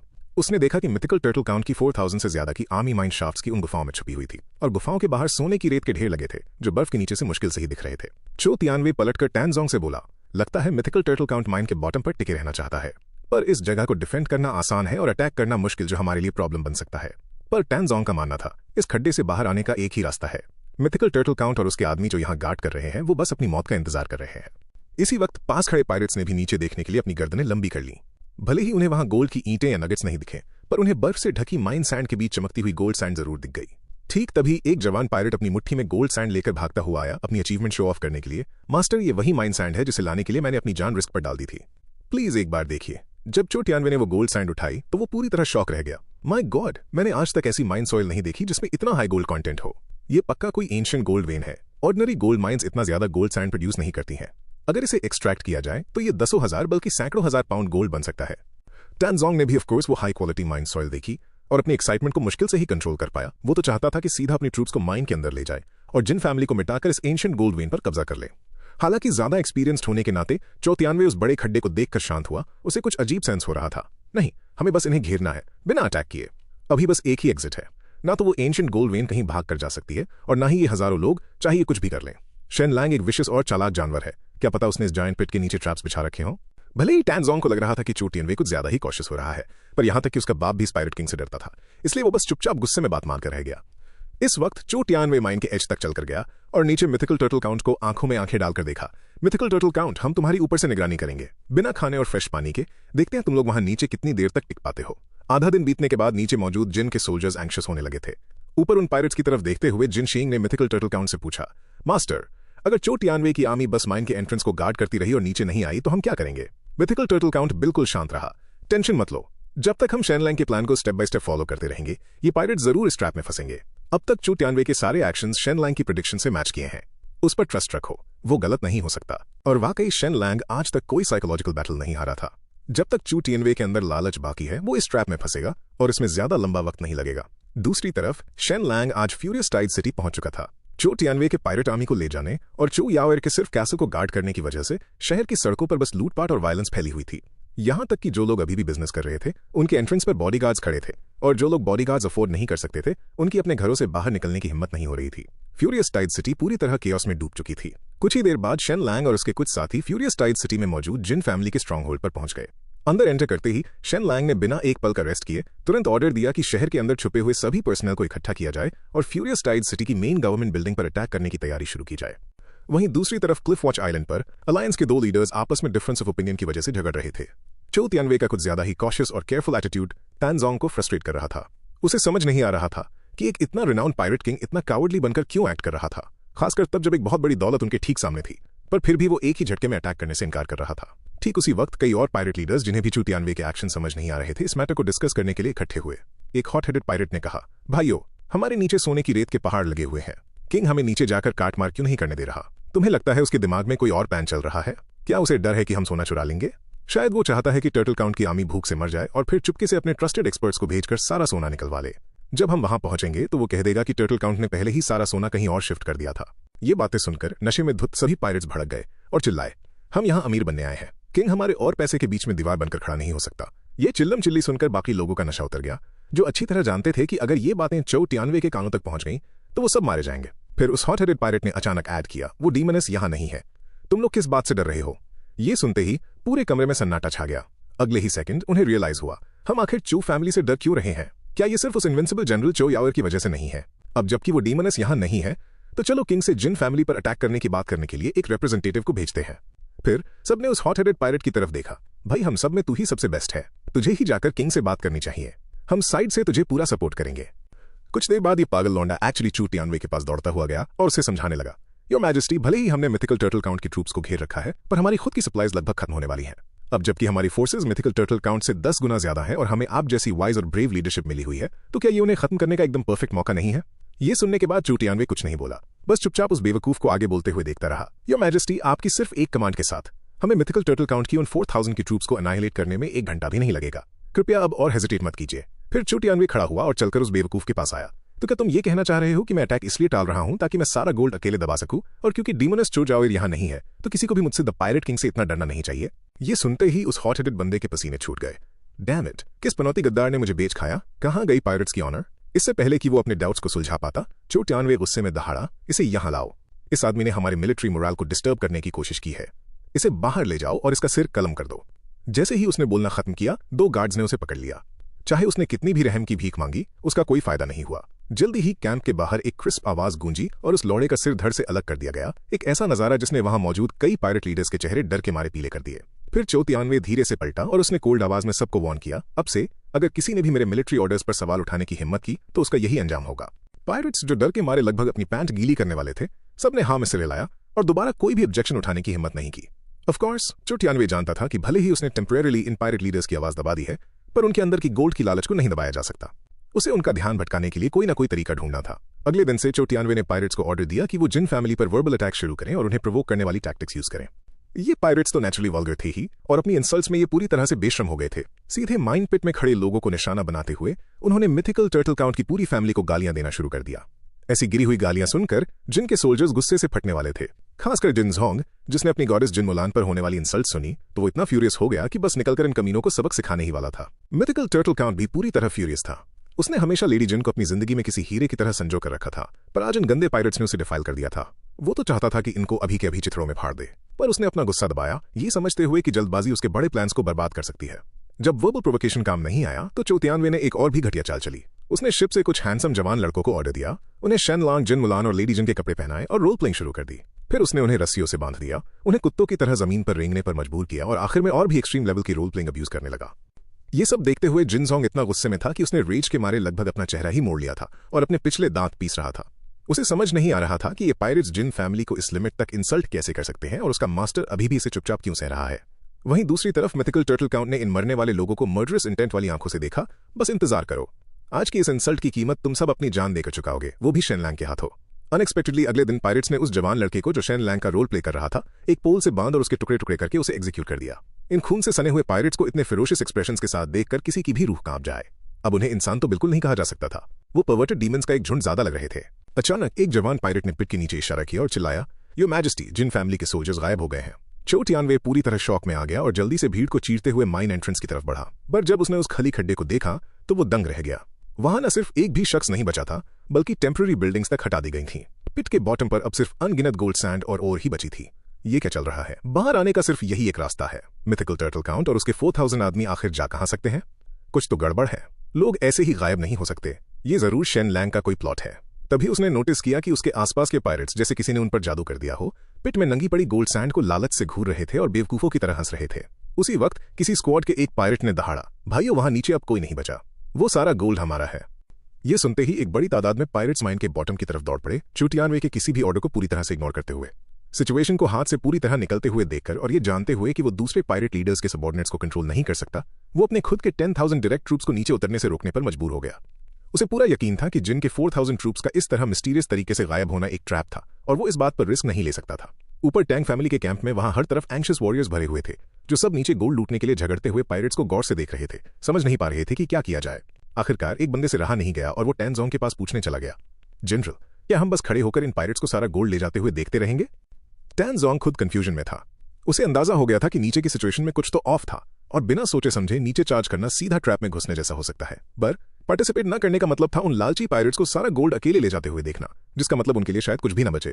इस वक्त तक जो पायरेट्स सबसे पहले नीचे पहुंचे थे उन्होंने अपने कपड़े उतारकर उन्हें बुरी तरह से उस माइन सॉइल से भरना शुरू कर दिया था, इस बात से बेखबर कि वो सॉइल जिसमें सिर्फ गोल्ड सैंड दिख रही थी उसमें एक्चुअली गोल्ड डस्ट ना के बराबर थी। उसका ज्यादातर हिस्सा ब्रास था। उन पायरेट्स की लगातार आने वाली एक्साइटमेंट की आवाजें सुनकर टैनजोंग से और कंट्रोल नहीं हुआ और उसने चिल्ला दिया, ऑल ट्रूप्स चार्ज, गोल्ड पर कब्जा कर लो। उसकी आवाज निकलते ही 3000 टैंक प्राइवेट सोल्जर्स किसी बाढ़ की तरह नीचे उतर पड़े और उस गोल्ड रश का हिस्सा बन गए। इसी बीच चो टियानवे के डायरेक्ट ट्रूप्स पीछे खड़े थे। अपने साथियों को उस लाखों की दौलत पर कब्जा करते देख वो अंदर ही अंदर एजिटेटेड हो रहे थे। आखिरकार उनसे भी नहीं रहा गया और वो चिल्ला उठे, योर मैजेस्टी, और हेजिटेट मत कीजिए, अगर हमने अभी एक्शन नहीं लिया तो सारा गोल्ड खत्म हो जाएगा। पर चो टियानवे ने फिर भी परमिशन देने से इनकार कर दिया। वो उस गोल्ड के लालच में था और उसे चाहता भी था, पर लोगों का अचानक इस तरह गायब होना बहुत सस्पिशियस था। डेफिनेटली ये एक ट्रैप था। चो टियानवे को चुप देखकर उसकी डायरेक्ट लीनेज के कई पुराने पायरेट्स का पेशेंस टूट गया और वो नीचे चार्ज कर गए। जब बाकी लोगों ने किसी को आगे बढ़ते देखा तो बचे हुए पायरेट्स ने भी उन्हें फॉलो किया, जिसने चो टियानवे की डायरेक्ट फोर्सेस का पूरी तरह डिसइंटीग्रेशन कर दिया। और एक्चुअली में वहां नीचे कोई ट्रैप्स नहीं बिछे थे, पर अब इन पायरेट्स की आंखों में कॉमरेडशिप या भाईचारे का कोई सेंस नहीं बचा था और जल्द ही उन्होंने एक दूसरे से ही लड़ना शुरू कर दिया। चो टियानवे ये सब होते हुए देखकर अपने अंदर सोचने लगा, मुझे अब नीचे जाना ही होगा। वापस लौटने के बाद एक मैसिव पर्ज जरूरी है। फिर वो दौड़कर एक हाई प्लेटफॉर्म पर गया और चिल्लाया, सिटी लॉर्ड्स मैंशन के सभी गार्ड्स बाहर आओ और ऑर्डर मेंटेन करो। जिस किसी ने भी जो गोल्ड उठाया है वो सब इकट्ठा किया जाएगा और प्रोपोर्शन के हिसाब से सब में बराबर बांटा जाएगा। अगर कोई गोल्ड छुपाता हुआ पकड़ा गया तो उसे बिना किसी रहम के एग्जीक्यूट कर दिया जाएगा। जल्दी ही खुद चो टियानवे और उसके गार्ड्स के सप्रेशन के अंडर आखिरकार उन 30,000 से ज्यादा पायरेट्स के बीच ऑर्डर रिस्टोर हो ही गया। सब कुछ शांत होने के बाद वो उस गोल्ड के ढेर के पास चलकर गया और उसने आसपास देखा। जैसा एक्सपेक्ट किया था, न कोई ट्रैप्स और न ही कोई एम्बुश। लगता है मैंने शेन लैंग को ओवर एस्टिमेट कर लिया था। फिर उसने एक मुट्ठी माइन सॉइल उठाई, उसमें मौजूद गोल्ड सैंड को देखा। उसके चेहरे पर एक स्मग एक्सप्रेशन था। इस एंशिएंट गोल्ड वेन के साथ अब चो फैमिली राइज करेगी। जिन फैमिली और चो फैमिली के बीच पिछले 20 साल की ये दुश्मनी आखिरकार शेन लैंग की ही मदद से खत्म हो जाएगी। मिथिकल टर्टल काउंट, ये मत सोचना कि तुम अपनी ट्रूप्स के साथ उस सीक्रेट टनल से भाग निकालोगे। जब तक तुम इस आइलैंड पर हो, मैं अपने बेटे के बदले में जिन फैमिली को जड़ से मिटाना इंश्योर करूंगा। ठीक उसी वक्त माइन के ऊपर से धमाकों की एक सीरीज गूंजी, जिसके बाद उड़ते हुए डेब्री ने नीचे वालों को हिट किया। इस अचानक हुए इवेंट ने पिट में मौजूद सारे पायरेट्स को पैनिक में डाल दिया। ये एक्सप्लोजन कहां से आ रहा है? धमाका कहां हुआ? ये देखकर चो टियानवे ने तुरंत सारे पायरेट्स को डिफेंस के लिए तैयार रहने और कॉम्बैट मोड में आने के लिए इकट्ठा किया। जल्दी ही एक पायरेट चो टियानवे को बताने आया, धमाके ने ऊपर आने वाले सारे रास्तों को डिस्ट्रॉय कर दिया है। चो टियानवे इस न्यूज पर जरा भी सरप्राइज नहीं लगा। जैसा एक्सपेक्ट किया था, ये एक ट्रैप था। पर उससे क्या? तुम्हारी वो 4000 की जिन फोर्स मेरे 30,000 पायरेट्स के आगे कैसे टिक सकती है? पर इससे पहले कि वो कोई काउंटर मेजर सोच पाता, माइन के ऊपर एक और एक्सप्लोजन हुआ और इस बार माइन के एंट्रेंस पर एक बहुत बड़ा होल ब्लास्ट कर दिया गया। वो होल टूटते ही समुद्र का पानी किसी झरने की तरह डेब्री के साथ मिक्स होकर माइन के अंदर गिरने लगा। इस पल पायरेट्स पूरी तरह पैनिक में थे। समुंदर वहां से कम 1 माइल दूर था। आखिर पानी यहां तक पहुंचा कैसे? असल में बात यह थी कि शेन लैंग ने उस पिट के अंदर पहले से ही एक सीक्रेट टनल डिजाइन की थी। जब पायरेट्स लापरवाह हुए तो मिथिकल टर्टल काउंट अपनी ट्रूप्स को उस टनल से बाहर ले गया और उसे सैंड और स्टोन से सील कर दिया। एक बार जब पायरेट्स ट्रैप में घुस गए तो पहले से दबाए गए एक्सप्लोजिव्स को ब्लास्ट कर दिया गया, जिसने सीढ़ियों को डिस्ट्रॉय कर दिया और उस माइन को एक जायंट कंटेनर में बदल दिया। रही बात सी वाटर की, तो उसके लिए एक टनल पहले ही डिग दी गई थी, जिसे बस पत्थरों की एक पतली लेयर से कवर किया गया था। मिथिकल टर्टल काउंट की दहाड़ पिट के ऊपर से गूंज उठी, चौ टियानवे, तेरा खेल खत्म। आज तुम जैसे जानवरों का अंत आ गया है। ये सुनते ही पायरेट्स को समझ आ गया कि जिन के सोल्जर्स ने पिट के एंट्रेंस को घेर लिया है। जैसे जैसे पानी का लेवल बढ़ने लगा, अनगिनत पायरेट्स ने ऊपर चढ़ना शुरू कर दिया।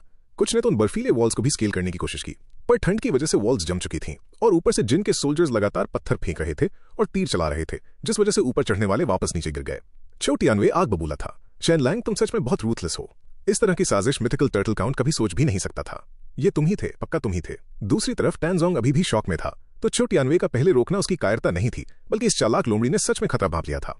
शेन लैंग, हमसे छुटकारा पाने के लिए तुमने बहुत दूर तक की सोची। वाकई रूथलेस। अचानक ठंडे नमकीन समुद्री पानी के एक घूंट ने टैनजोंग को होश में लाया। मैं यहां मर नहीं सकता, मुझे जिंदा लौटकर टैंग फैमिली के पास जाना होगा। जिंदा रहकर ही मैं बदला ले सकता हूं। ये सोचते ही उसने पानी के अंदर डाइव लगाई और खुद को हल्का करने और डूबने से बचाने के लिए जल्दी से अपना आर्मर उतार फेंका। अपनी इनर स्ट्रेंथ का यूज करके उसने पानी से छलांग लगाई और क्लिफ के किनारों को पकड़कर तेजी से ऊपर चढ़ने लगा। टैनजोंग की मार्शल स्किल सुपीरियर थी, पर उसकी अजाइल मूवमेंट्स ने ऊपर खड़े शूटर्स का ध्यान उसकी तरफ खींच लिया और दर्जनों तीर और पत्थर उस पर फेंके गए। भले ही टैनजोंग पूरी तरह से घायल हो चुका था, पर उसने गिव अप करने से इनकार कर दिया। उसके अंदर भरी उस गहरी नफरत ने उसे आगे बढ़ने पर मजबूर किया। आखिरकार वो माइन एंट्रेंस के एज तक पहुंच गया, पर वहां उसने मिथिकल टर्टल काउंट को अपनी तलवार के साथ उसका वेट करते देखा, जिसने उसकी बची कुची उम्मीद को भी खत्म कर दिया। वो भूल गया था कि ऊपर हजारों दुश्मन थे। ऊपर खींचे जाने के बाद वो मिथिकल टर्टल काउंट के आगे घुटनों के बल बैठ गया और रहम की भीख मांगने लगा।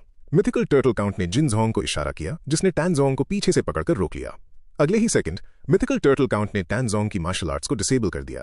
जिनजोंग ने फिर टैनजोंग के मुंह में कुछ दबाकर ट्विस्ट किया, जिससे उसे बेहद दर्द हुआ, और फिर उसकी ब्लीडिंग रोकने के लिए उसके मुंह में सैंड ठूंस दी ताकि वो खून बहने से मर न जाए। ये हरकत स्पेशली शेन लैंग के लिए जिनजोंग द्वारा बचाई गई थी। भले ही यंग मास्टर शेन ने स्पेशली टैनजोंग को जिंदा रखने को नहीं कहा था, पर शेन लैंग के कैरेक्टर को देखते हुए इसे जिंदा रखना उनके लिए यूजफुल साबित हो सकता था। इसी बीच जैसे जैसे माइन में पानी का लेवल बढ़ता जा रहा था, चू टियानवे को लगा जैसे अब उसके पास काउंटर अटैक का चांस है। फिर वो पलटा और जोर से चिल्लाते हुए अपनी फोर्सेस को अश्योर किया, सभी पायरेट्स अपनी एनर्जी वेस्ट करना बंद करो। जब तक पानी अंदर आता रहेगा, हम जल्दी ही फ्लोट कर ऊपर तक पहुंच जाएंगे। ये सुनकर सारे पायरेट्स को भी बात समझ आई। सही बात है, हम पायरेट्स हैं, हम डूबने से थोड़ी ना डरते हैं। शेन लैंग सच में बेवकूफ है जो उसे लगा कि वो हमें समुद्र के पानी में डुबाकर मार देगा। हालांकि उनकी उस मजाक और हंसी के बीच एक जोर की आवाज गूंजी और अगले ही सेकंड एग्जिट से आने वाले पानी का फ्लो धीरे धीरे रुक गया। पानी का लेवल और ना बढ़ता देखकर जो पायरेट्स अभी मजाक उड़ा रहे थे, वो अब शॉक में थे। क्या अभी हुए उस धमाके ने पानी का रास्ता ब्लॉक कर दिया है? थोड़ी देर बाद उनमें से एक पायरेट को होश आया और उसने ऊपर देखकर गालियां बकना शुरू कर दिया। Shen Lang, damn your mother, damn your mother. Chou Tianwei भी स्टंट था। उसके सबऑर्डिनेट्स की क्वेश्चन से भरी आवाजें उसके कानों में पड़ने लगीं। योर मैजेस्टी, शायद हम डूबे नहीं, पर अगर हम ऐसी ठंड में ऐसे ही पानी में भीगे रहे तो हम डूबेंगे नहीं बल्कि जमकर मर जाएंगे। इस कमेंट ने चौ टियानवे को भी जगा दिया। सही बात है, हम यहाँ ऐसे भीग कर बैठे नहीं रह सकते। जब आखिर में हमारी मौत दोनों ही सूरतों में तय है, तो क्यों ना हम अपना सब कुछ लगा दें। ये सोचते ही चौ टियानवे पलटा और दहाड़ा, सब लोग मुझे कवर करो। जिनकी कॉम्बैटिबिलिटी सबसे हाई है, मेरे पीछे आओ और ऊपर चढ़ो। हम एक खूनी रास्ता बनाएंगे। उसके चिल्लाने के बाद चौ टियानवे पहला शख्स था जो रॉक वॉल पर कूदा और ऊपर की तरफ चढ़ने को लीड करने लगा। ये देखकर मिथिकल टर्टल काउंट ने तुरंत अपने आदमियों को तीर चलाने और उन पर पत्थर फेंकने का ऑर्डर दिया। जैसे जैसे चौ टियानवे के आसपास वाले एक्सपर्ट्स एक के बाद एक मारे जा रहे थे, पहली बार उसके चेहरे पर डर झलकने लगा। डैम, अगर ऐसी ही स्पीड रही तो ऊपर पहुंचने से पहले ही हम सब मारे जाएंगे। करो या मरो वाला एटीट्यूड दिखाते हुए चौ टियानवे चिल्लाया, सारे पायरेट्स मेरी बात सुनो, हमारे बाहर निकलने का रास्ता ठीक हमारे सामने है। चलो एक साथ चार्ज करें और जिन फैमिली को पूरी तरह अनाइलेट कर दें। चौ टियानवे की कमांड के अंडर 30,000 पायरेट्स, जो काउंटलेस चीटियों की तरह एक दूसरे में फंसे थे, पागलों की तरह उस रॉक वॉल पर ऊपर चढ़ने लगे। ये शॉकिंग नजारा देखकर ऊपर खड़े जिन सोल्जर्स के रोंगटे खड़े हो गए। जैसे जैसे और ज्यादा पायरेट्स ऊपर चढ़ने लगे, जिन आर्चर्स के लिए एरो फायर की स्पीड को बरकरार रखना मुश्किल होने लगा। ये देखकर सबने बस बड़े बड़े पत्थर नीचे फेंकना शुरू कर दिया। उन बड़े रॉक्स के गिरने से अनगिनत पायरेट्स दर्द से चीख उठे। कुछ तो पूरी तरह टुकड़ों में बट गए, पर वो तब भी डेस्परेट होकर ऊपर चढ़ते रहे। जब एक पोर्शन पायरेट्स का लगभग ऊपर पहुंचने वाला था, तब कुछ नए सोल्जर्स घबराने लगे। जिनजोंग मिथिकल टर्टल काउंट के पास आया और बोला, मास्टर, सल्फ्यूरिक एसिड रेडी है। बिना किसी झिझक के मिथिकल टर्टल काउंट ने ऑर्डर दिया, डाल दो। ऑर्डर मिलते ही सारे जिन सोल्जर्स ने कॉन्सेंट्रेटेड सल्फ्यूरिक एसिड के जग्स उठाए और उन्हें रॉक वॉल के नीचे उड़ेल दिया। जो पायरेट्स सबसे आगे थे, उनके एसिड के कांटेक्ट में आते ही उनकी स्किन इंस्टेंटली जलने लगी, जिसके साथ उन्हें भयंकर दर्द और सड़ी हुई फ्लैश की बदबू आने लगी, जिसकी वजह से उन्होंने अनजाने में अपनी पकड़ छोड़ दी। जो पायरेट्स मुश्किल से ऊपर पहुंचे थे, वो वापस नीचे गिर पड़े। ये देखकर चौ टियानवे ने डेस्परेशन में चिल्लाया, नीचे मत आओ, चढ़ते रहो, सब लोग चढ़ते रहो। पर एक ऐसी दीवार पर चढ़ना जो सल्फ्यूरिक एसिड से भीगी हो, ये सिर्फ कोई बेवकूफ ही करेगा। और जले हुए पायरेट्स नीचे कूदने लगे। उन्होंने ऊपर चढ़ने के रिस्क की जगह सी वाटर में जमकर मरने का रिस्क लेना बेहतर समझा। ऊपर सल्फ्यूरिक एसिड की दीवार और नीचे बर्फीला सी वाटर, इन दोनों के बीच पायरेट्स एगनी में थे। कुछ ने तो मिथिकल टर्टल काउंट से अपनी जान बचाने के लिए रहम की भीख भी मांगी। जिन वॉरियर्स ये खौफनाक नजारा देखकर अंदर ही अंदर वेवर करने लगे, क्या हम कुछ ज्यादा ही जालिम हो रहे हैं? ये देखकर जिन जोंग दहाड़ा, भाइयों क्या तुम इन पर तरस खा रहे हो? पर उन बच्चों का क्या जिन्हें इन्होंने मारा है? उन मासूम औरतों का क्या जिन्हें इन्होंने तबाह किया है? कौन उन पर तरस खाता है? इन पायरेट्स ने अनगिनत एट्रोसिटीज किए हैं और ये जानवरों से भी बदतर हैं। ये तरस डिजर्व नहीं करते, ये सिर्फ मौत डिजर्व करते हैं, समझे? फिर मिथिकल टर्टल काउंट आगे आया। तुम्हें खुद को ब्लेम करने की जरूरत नहीं है। आज इन पायरेट्स को मारकर अनगिनत फैमिलीज को तबाही से बचाया जाएगा। इन कचरों को मिटाना स्वर्ग की तरफ से जस्टिस करना है। ये एक पुण्य का काम है। तीर चलाओ और पत्थर फेंकना कंटिन्यू रखो। इस बार सोल्जर्स ने कोई आनाकानी नहीं की। बड़े बड़े रॉक्स जो सोल्जर्स की उस नफरत से भरे थे, किसी स्टॉर्म की तरह नीचे गिरने लगे। वक्त बीतने के साथ जल्दी ही वहां नीचे कोई मूवमेंट नहीं बची। वो पायरेट्स जो रॉक से नहीं मरे थे, वो थकावट और सी वाटर में जमकर मर गए। इस तरह चो तियानवे और टांग फैमिली की कंबाइंड 30,000 फोर्सेज पूरी तरह से अनहिलेट हो गई। चो तियानवे जो रॉक वॉल की एक दरार में छुपा हुआ था, ये नजारा देखकर उसके रोंगटे खड़े हो गए। मौत की बदबू में घिरे हुए उसका दिल एक ऐसी डिस्पेयर में डूब गया जो उसने पहले कभी नहीं फील की थी। मैं द ग्रेट पायरेट किंग हूँ, ईस्टर्न सीज का ओवरलॉर्ड, पर अब मेरी पूरी फोर्स को उस कीड़े शेन लैंग ने इरेडिकेट दिया है। सब कुछ खत्म हो गया, मैंने सब कुछ खो दिया। अचानक चो तियानवे को ऊपर से येलो लिक्विड की एक धार आती हुई दिखी और उसके पीछे जिन जोंग की आवाज थी। इन पायरेट्स ने अपनी जिंदगी में अनगिनत ईवल्स किए हैं, इनकी रूहें गंदी हैं। चलो इन सब पर थोड़ा येलो सूप डालते हैं ताकि इनका प्यूरिफिकेशन हो सके और इनकी आगे की जर्नी आसान हो। ये सुनते ही सारे जिन सोल्जर्स जोर से हंस पड़े और उन्होंने जिन जोंग को फॉलो करते हुए उन पायरेट्स के लिए आखिरी विदाई के तौर पर उस लाशों के समुद्र में अपना खुद का येलो सूप ऐड कर दिया। मिथिकल टर्टल काउंट ने जिन जोंग को घूरा, सोचने लगा, ये आदमी हमेशा इतना रिजर्व्ड और तमीज वाला रहा है, आज ये इतना बोल्ड कैसे हो गया? उसे थोड़ी ना पता था कि जिन जोंग भी अंदर से कितना कन्फ्लिक्टेड था। ये टास्क चुपके से यंग मास्टर शेन ने असाइन किया था। मैं रिफ्यूज करना चाहता था, पर मेरे अंदर इतनी हिम्मत ही नहीं थी। अपने पायरेट्स को इस तरह ह्यूमिलिएटेड होते देखकर सहन न कर पाने की वजह से चो तियानवे चिल्लाया, मिथिकल टर्टल काउंट, वो कीड़ा शेन लैंग खुद को दिखाता क्यों नहीं है? मिथिकल टर्टल काउंट ने सच नहीं छुपाया और पास आकर उसे बताया, शेन लैंग पहले ही अपनी एलीट ट्रूप्स लेकर फ्यूरियस टाइड सिटी पर अटैक करने निकल चुका है। ये सुनकर चो तियानवे ऐसे हंसा जैसे उसने अभी कोई बहुत बड़ा जोक सुन लिया हो। तुम्हें पता है, फ्यूरियस टाइड सिटी इस वक्त मेरी अडॉप्टेड डॉटर चो याओर गार्ड कर रही है। यहां तक कि भगवान भी उसे ब्रीच नहीं कर सकते, तो उस प्रिटी बॉय शेन लैंग की तो औकात ही क्या है? तुम पूरी तरह से डिल्यूजनल हो। मिथिकल टर्टल काउंट ने कोई जवाब नहीं दिया। वो चो याओर की कैपेबिलिटीज के बारे में अच्छी तरह जानता था, पर उसे ट्रस्ट था कि अगर शेन लैंग कॉन्फिडेंट था तो उसका सन इन लॉ जरूर फ्यूरियस टाइड सिटी पर कब्जा कर लेगा। फिर चो तियानवे ने पूछना कंटिन्यू रखा, मिथिकल टर्टल काउंट, मुझे बताओ, क्या ये एंशिएंट गोल्ड वेन रियल है या फेक? ऑफ कोर्स ये फेक है। मिथिकल टर्टल काउंट ने अब जब सब कुछ सामने आ गया था तो चो तियानवे को सच बता दिया। ये गोल्ड ब्लॉक्स और सैंड 400 गोल्ड कॉइन्स और 100 ब्रास कॉइन से बनाए गए थे, सिर्फ तुम्हें इस ट्रैप में फंसाने के लिए। ये सुनकर चो तियानवे रो पड़ा, लगभग टूटते हुए, तुम्हें ये सारे गोल्ड कॉइन्स आखिर मिले कहां से? ये सब शेन लैंग की कंस्पिरेसी है ना? मिथिकल टर्टल काउंट ने डायरेक्टली जवाब नहीं दिया, पर ठंडे अंदाज में पूछा, चो तियानवे, क्या तुम्हें 20 साल पहले मेरे फादर और तुम्हारे चू क्लैन के बीच हुई बैटल याद है? मेरी जिन फैमिली पूरी तरह अनाहिलेट क्यों हो गई थी? ये सुनकर चो तियानवे हंस पड़ा और बोला, वो इसलिए क्योंकि हिडन ओरिजिन सोसाइटी ने तुम्हें पहले ही बिट्रे कर दिया था। यहां तक कि तुम्हारे एलाई मार्शल पीस काउंट स्यू ने तुम्हारे मिलिट्री प्लान्स मुझे बेच दिए थे और तुम्हारे फादर की आर्मी में बहुत सारे स्पाइस प्लांट कर दिए थे। उन्होंने एक क्रिटिकल मोमेंट पर तुम्हारी वॉरशिप्स डिस्ट्रॉय कर दी थी और उन्हें उस ट्रैप में ले गए जो मैंने समुद्र में सेट किया था। कुछ रियलाइज करते हुए चो तियानवे ने कहा, ये सारे एक्सपीरियंसेस, क्या ये वही ट्रैप नहीं है जो मैंने उन दिनों जिन यू काउंट के लिए सेट किया था? मेरी पूरी फोर्स उसी तरह अनाहिलेट हो गई है जैसे उनकी हुई थी। क्या ये मेरा रेट्रिब्यूशन है? नहीं, मैं इसे एक्सेप्ट करने से इनकार करता हूं। मैं अपनी किस्मत के आगे घुटने नहीं टेकूंगा। अचानक चो तियानवे किसी पागल शेर की तरह दहाड़ा और पूरी ताकत के साथ क्लिफ पर तेजी से चढ़ने लगा। जिन जुओ, अगर तुम एक मर्द हो तो मेरे साथ एक 1-on-1 मौत के ड्यूल में सामना करो।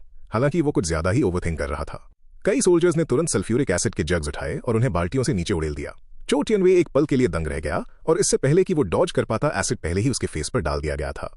चो तियानवे की गालियों और चीखों के बीच कई फ्लेमिंग एरोज उसकी बॉडी में आकर लगीं। उस फ्लैश करोडिंग एसिड और तीरों के कॉम्बिनेशन ने उसे आग में लपेट लिया, जिससे उसकी पूरी बॉडी से धुआं निकलने लगा। फिर भी वो उस रॉक वॉल से चिपका रहा, उसे छोड़ने से इनकार करते हुए। उसी पल मिथिकल टर्टल काउंट ने पर्सनली ग्रीस का एक बड़ा बेसन नीचे उड़ेल दिया। मैं जिन्स हूँ, ऑनेस्ट हूँ, पर स्टूपिड नहीं। तुम ऑलरेडी एक मरे हुए आदमी हो, मैं तुम्हारे साथ ड्यूल क्यों करूंगा?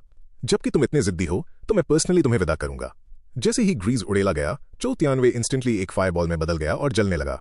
अपना रिजेंटमेंट और गुस्सा दबाए हुए उसने आखिरकार अपनी पकड़ छोड़ दी और उस लाशों के समुद्र में जा गिरा।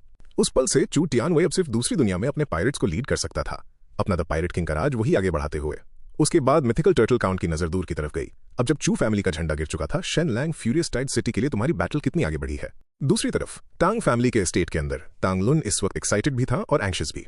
उसे मिथिकल टर्टल काउंट्स मैंशन के तबाह होने का नजारा देखने का और सब्र नहीं हो रहा था। उस वक्त तक खूबसूरत जिन मुलान की मार्शल आर्ट स्किल्स छीन ली जाएंगी और वो क्राउन प्रिंस के लिए खिलौना बन जाएगी। सू पेपे मिथिकल टर्टल काउंट की मौत के गम में दिल टूटने से मर जाएगी और वो छोटा जानवर शेन लांग अनगिनत लोगों के हाथों टुकड़ों में चीर दिया जाएगा। इन एक्साइटिंग सीन्स के बारे में सोचकर जिन्हें काउंट अपनी हंसी मुश्किल से ही रोक पा रहा था। ठीक उसी वक्त डिस्टेंट गार्ड मार्की के वारिस सू जियांटिंग ने आगे बढ़कर जिन्हें काउंट को विजिट करने का इनिशिएटिव लिया। हालांकि टांग लुन ने भी ओल्ड नोबल अलायंस को बिट्रे किया था, पर वो अभी भी सू फैमिली जैसी डिसलॉयल और अनफेथफुल फैमिलीज को नीच नजर से देखता था। सू यंग मास्टर, आप आज यहाँ आए हैं, कहीं ऐसा तो नहीं कि आपकी नजर भी क्लिफ वॉच आइलैंड की गोल्ड वेन्स पर पड़ गई है? हालांकि सू जियांटिंग हंसा और बोला, बेफिक्र रहिए जिन्हें काउंट, मेरी सू फैमिली इतनी शॉर्ट साइटेड नहीं है। मैं तो आज यहाँ आपसे सिर्फ एक मैसेज पास करने को कहने आया हूँ। टांग लुन चौंक गया। गोल्ड वेन्स के लिए नहीं बल्कि एक मैसेज पास करने आए हो? इस सब में सू फैमिली का क्या मतलब है? सू जियांटिंग हंसा और बोला, जैसा कि आप जानते हैं जिन्हें काउंट मिथिकल टर्टल काउंट की मेन फोर्स इस वक्त क्लिफ वॉच आइलैंड पर है, पर करंट सिचुएशन अनस्टेबल है और उनकी टेरिटोरियल डिफेंस इनएडिक्वेट है। मुझे डर है कि कहीं बैंडिट्स ना निकल आए। मेरे स्टेटस को देखते हुए मेरा आगे आकर एडवाइस देना सूटेबल नहीं है। आप जाकर मिस जिन मुलान को रिमाइंड क्यों नहीं कर देते? ये सुनकर टांग लुन पूरी तरह शॉक रह गया। डैम, क्या तुम मुझे क्लियरली रिमाइंड नहीं कर रहे कि जिन फैमिली के पास अभी ट्रूप्स की कमी है जिससे मुझे वहां तबाही मचाने का मौका मिल जाए? सू पेपे तुम्हारी अपनी बुआ है और जिन मुलान का कभी तुम्हारे साथ मैरिज कॉन्ट्रैक्ट था। तुम्हारी सू फैमिली के ये लगातार आने वाले रूथलेस एक्शंस सच में बहुत शेमलेस है। फिर सू जिंटिंग ने बात आगे बढ़ाई, जिन्हें काउंट, आप ट्रूप्स को यूज करने में एक जीनियस है। आइल ऑफ गोल्ड माउंटेन के लास्ट कॉन्फ्लिक्ट के दौरान मेरे 10 एक्सपर्ट्स ने आपकी आर्मी में ट्राई आउट करते हुए काफी सिग्निफिकेंट प्रोग्रेस की। इस बार मैं अपने साथ 50 और एक्सपर्ट्स लाया हूं और सोच रहा था कि क्या वो आपकी कमांड के अंडर कुछ महीनों के लिए ट्रेन हो सकते हैं। जैसे ही उसकी आवाज रुकी, दरवाजे के बाहर 50 वॉरियर्स प्रॉपर ऑर्डर में खड़े थे। ये देखकर जिन्हें काउंट अंदर ही अंदर बहुत खुश हुआ। तुम्हारी सू फैमिली ना सिर्फ मेरे लिए डाकू बनकर जिन फैमिली की टेरिटरी को तबाह करने की न्यूज लाती है, बल्कि बिना किसी कॉस्ट के विलिंगली 50 एक्सपर्ट्स के साथ मुझे सपोर्ट भी करती है। तुम लोग सच में रूथलेस और वेनमस हो। ये सोचते हुए टांग लुन ने अपना सिर घुमाया और स्माइल करते हुए कहा, क्योंकि सू यंग मास्टर इतने जेनरस हैं तो मैं इन एक्सपर्ट्स को रखूंगा और इन्हें अच्छी तरह ट्रेन करूंगा। सू जियांटिंग के जाने के बाद टांग लुन इन दर्जनों वॉरियर्स को ऑब्जर्व करने के लिए आगे बढ़ा और उसे एक अनएक्सपेक्टेड डिस्कवरी हुई। ये लोग जिनकी आंखें किसी किलिंग मशीन की तरह ठंडी थीं, सभी वेस्टर्न रीजन से थे और इसके ऊपर ये डेथ सोल्जर्स थे जिन्हें रखना सॉवरेन द्वारा एक्सप्लिसिटली मना था। लोगों के इस ग्रुप को देखकर जिन्हें काउंट सू फैमिली पर सस्पेशन करने लगा, क्या डिस्टेंट गार्ड मार्की कुछ बहुत बड़ा प्लान कर रहा है? पर अब इस बारे में सोचने का वक्त नहीं था। उसने तुरंत अपने 3 और बेटों को बुलाया और उन्हें ऑर्डर दिया कि वो 200 वॉरियर्स और सू फैमिली के उन 50 एक्सपर्ट्स को लीड करें और डाकू बनने का नाटक करके जिन फैमिली की टेरिटरी में तबाही मचाने जाएं। टांग लुन ने गुस्से से कहा, अब जबकि जिन फैमिली की टेरिटरी में ट्रूप्स की कमी है तो तुम लोग जैसे चाहो वहां लोगों को मार सकते हो और आग लगा सकते हो, किसी की भी परवाह किए बिना, समझे? जब सब कुछ अरेंज हो गया और उसके बेटे वहां से निकल गए, टांग लुन को अपने सबसे बड़े बेटे टैनजोंग की फिक्र होने लगी। अब हमें क्लिफ वॉच आइलैंड पर अटैक करने निकले हुए कई दिन बीत चुके हैं, बैटल शायद खत्म भी हो चुकी होगी। चौ टियानवे बहुत चालाक है। अगर मैं वहां नहीं हुआ तो टैनजोंग जरूर गोल्ड वेन्स डिवाइड करते वक्त डिसएडवांटेज में रहेगा। ये सोचते ही टांग लुन ने तुरंत ऑर्डर दिया, अभी के अभी क्लिफ वॉच आइलैंड के लिए निकल पड़ो। हालांकि जब उनकी ship Isle of Gold Mountain के पास से गुजरी तो उन्होंने नोटिस किया कि कुछ पायरेट शिप्स भी उसी डायरेक्शन में जा रही थीं। डेक से देखते हुए टांग लुन थोड़ा कंफ्यूज था। ये तो चौहाव की फ्लीट है जो आइल ऑफ गोल्ड माउंटेन पर स्टेशन थी। वो लोग आइल ऑफ गोल्ड माउंटेन को डिफेंड करने के बजाय क्लिफ वॉच आइलैंड की तरफ क्यों जा रहे हैं? अचानक उसके स्पाई ग्लास में एक फेमिलियर फिगर दिखाई दी। क्या वो प्रीफेक्ट झांग है? टांग लुन को लगा उसने गलत देख लिया और उसने जल्दी से अपनी आंखें मली। क्या झांग चोंग अपने घर पर रिकवर नहीं कर रहा था? वो यहाँ कैसे आ सकता है? जब उसने दोबारा अपने स्पाई ग्लास से देखा तो उसने पाया कि झांग चोंग सामने वाली डेक पर नहीं था। लगता है सच में मेरी आंखों का धोखा था। वो झांग चोंग तो बस एक बड़ी एम्बिशन वाला आदमी है जिसके अंदर टैलेंट ना के बराबर है। आइल ऑफ गोल्ड माउंटेन का डिस्प्यूट हारने के बाद वो बीमार पड़ गया और कभी ठीक ही नहीं हुआ। कैसा सो कॉल्ड एमिनेंट ऑफिशियल है, बस नाम का बड़ा, अंदर कुछ नहीं। इस बार मिथिकल टर्टल काउंट्स मैंशन को तबाह करने का महान क्रेडिट सिर्फ मुझे टांग लुन को मिलना चाहिए। और तुम झांग चोंग, तुम्हारा करियर तो अब खत्म हो चुका है। टांग लुन को जरा भी अंदाजा नहीं था कि उसने गलत नहीं देखा था। झांग चोंग टांग लुन की शिप देखते ही तुरंत अपने कैबिन में चला गया था। इस पल झांग चोंग ने लंबी सांस ली और कहा, ऐसा लगता है कि चोंग चिनवे शायद बैटल हार चुका है और पूरे चांसेस हैं कि वो पहले ही मारा जा चुका है। झांग चिनहुआ शॉक में थी। फादर, क्या आपने किसी को रिकॉनेसेंस के लिए क्लिफ वॉच आइलैंड इन्फिल्ट्रेट करने भेजा था? झांग चोंग ने अपनी बेटी की तरफ देखा और सिर हिलाया। अगर शी आर्मी ने क्लिफ वॉच आइलैंड पर पहले ही कब्जा कर लिया होता तो वो अब तक आइल ऑफ गोल्ड माउंटेन से माइनर्स बुलाने के लिए बेताब होते। हमें अब तक कोई खबर क्यों नहीं मिली? और ये टांग लुन या तो वो आइलैंड पर जाकर मिथिकल टर्टल काउंट की मौत को अपनी आंखों से देखना चाहता है, या फिर उसे इस बात की टेंशन है कि 94 गोल्ड वेन्स को डिवाइड करते वक्त टैनजोंग को नुकसान पहुंचाएगा। पर मैं सच में इमेजिन नहीं कर पा रहा कि शेन लैंग ने एक ही बार में पूरे 30,000 पायरेट्स को कैप्चर कैसे कर लिया। इसी वक्त झांग चुनहुआ ने उन्हें रिमाइंड करवाया, फादर, इन चीजों पर अपना दिमाग खराब करने की कोई जरूरत नहीं है। एक बार जब सब कुछ खत्म हो जाएगा तो सब क्लियर हो जाएगा। और क्या अभी हमारा टारगेट फ्यूरियस टाइड सिटी नहीं है? ये सुनने के बाद झांग चोंग ने अपना सिर घुमाया और बोला, मैंने पहले ही तुम्हारे भाई को 6000 एलीट ट्रूप्स के साथ फ्यूरियस टाइड सिटी में एम्बुश के लिए भेज दिया है। इस वक्त हम तीनों फैमिलीज की किस्मत और यहां तक कि यू किंगडम की न्यू पॉलिसीज का सक्सेस या फेलियर, सब कुछ फ्यूरियस टाइड सिटी की बैटल पर टिका है। मैंटिस सिकारा का शिकार करता है, इस बात से अनजान कि उसके पीछे ओरियोल खड़ा है। बस मुझे ये नहीं पता कि ये ओरियोल किसी महान काम को सक्सेसफुली अंजाम दे पाएगा या नहीं। इस पल झांग चुनहुआ ने अचानक रिग्रेट और रिजॉल्व के मिक्स इमोशन के साथ कहा, फादर, ये मेरा फेलियर है कि मैं चाओ याओर को कैप्चर नहीं कर पाई। जिसकी वजह से फ्यूरियस टाइड सिटी के लिए आपका प्लान स्मूथली कंप्लीट नहीं हो पाया। तुमने चो याओर को कैप्चर नहीं किया, पर तुमने चो हाओ को कैप्चर कर लिया, जो कि अपने आप में एक बहुत बड़ी अचीवमेंट है। चुनहुआ, तुम्हें कोई नुकसान तो नहीं उठाना पड़ा ना? सामने वाली पार्टी पहले ही चूहाओं के लिए अपनी लॉयल्टी प्लेज कर चुकी है। ये सुनते ही झांग चोंग के फेस पर तुरंत एक डेडपैन लुक आ गया। झांग चुनहुआ ने टॉपिक चेंज किया। चूहाओं को सिर्फ मर्द पसंद है, अगर मैं बेचना भी चाहती तो मेरी ये बट बेची नहीं जा सकती थी, और वैसे भी वो शेन लैंग थोड़ी है, मैं अपनी बट उसको क्यों बेचती? झांग चोंग बिल्कुल स्पीचलेस रह गया। उसकी बेटी ने फिर से बकवास बातें शुरू कर दी थी। मजबूरी में वो अपनी फ्रस्ट्रेशन को बस दबा कर रख सकता था और उसे डांट नहीं सकता था, वरना वो उसे और ज्यादा इन बातों में इनकरेज कर देगा। थोड़ी देर बाद झांग चुनहुआ को लगा कि उसके फादर का कोई रिस्पॉन्स ना आना बहुत बोरिंग था, तो उसने सीरियसली पूछा, फादर, अब हम आगे क्या करने वाले हैं? झांग चोंग ने स्नियर्ड करते हुए कहा, इस बार मैंने न्यू रिवर काउंटी के लॉर्ड मैंशंस में से सारे गैरिसन ट्रूप्स खाली करवा दिए हैं और चो हाओ के 3000 पायरेट्स को मिलाकर total 6000 soldiers Furious Tide City की तरफ बढ़ रहे हैं। हाई एम करने के लिए तुम्हें मिडिल को सिक्योर करना पड़ता है, मिडिल प्लान करने के लिए तुम्हें लो को कंट्रोल करना पड़ता है। शांति से और चुपके से, बस इसी तरह थंडर की ताकत के साथ स्ट्राइक किया जाता है। दूसरी तरफ फ्यूरियस टाइड सिटी में शेन लैंग जिन फैमिली की सारी एलीट फोर्सेस को इकट्ठा करके बिजली की रफ्तार से चो तियानवे के कासल पर कब्जा कर चुका था, और झांगजी ने 6000 ऑफिशियल ट्रूप्स को लीड करते हुए वेस्टर्न कासल को भी उतनी ही तेजी से ऑक्यूपाई कर लिया था। इस पॉइंट से फ्यूरियस टाइड सिटी एक 3-वे स्टैंड ऑफ में एंटर हो चुकी थी। भले ही शेन लैंग ने इस सिचुएशन को पहले से एंटिसिपेट कर लिया था, पर जब ये एक्चुअली में हुआ तो वो प्रीफेक्ट झांग की ब्रिलियंस की दिल ही दिल में तारीफ किए बिना न रह सका। इतना शांत डिमीनर बनाए रखना और महीनों तक बीमारी का नाटक करना और फिर क्रिटिकल मोमेंट पर ठीक पीठ में छुरा भौंकना। शेन लैंग ने जिन हुई और जिन शीइंग के साथ इस सिचुएशन को एनालाइज करना शुरू किया। करंटली हमारी फोर्सेस तीनों पावर्स में से सबसे ज्यादा वीक हैं। चो याओर द्वारा 3000 वॉरियर्स के साथ डिफेंड किया जा रहा मेन कासल इम्प्रेग्नेबल है, और वो झांगजी बस वेस्टर्न कासल में वेट कर रहा है, इंतजार कर रहा है कि मैं और चो याओर तब तक लड़ें जब तक दोनों साइड इंजर ना हो जाएं, और फिर वो पीछे से स्ट्राइक करके फिशरमैन वाला फायदा उठाएगा।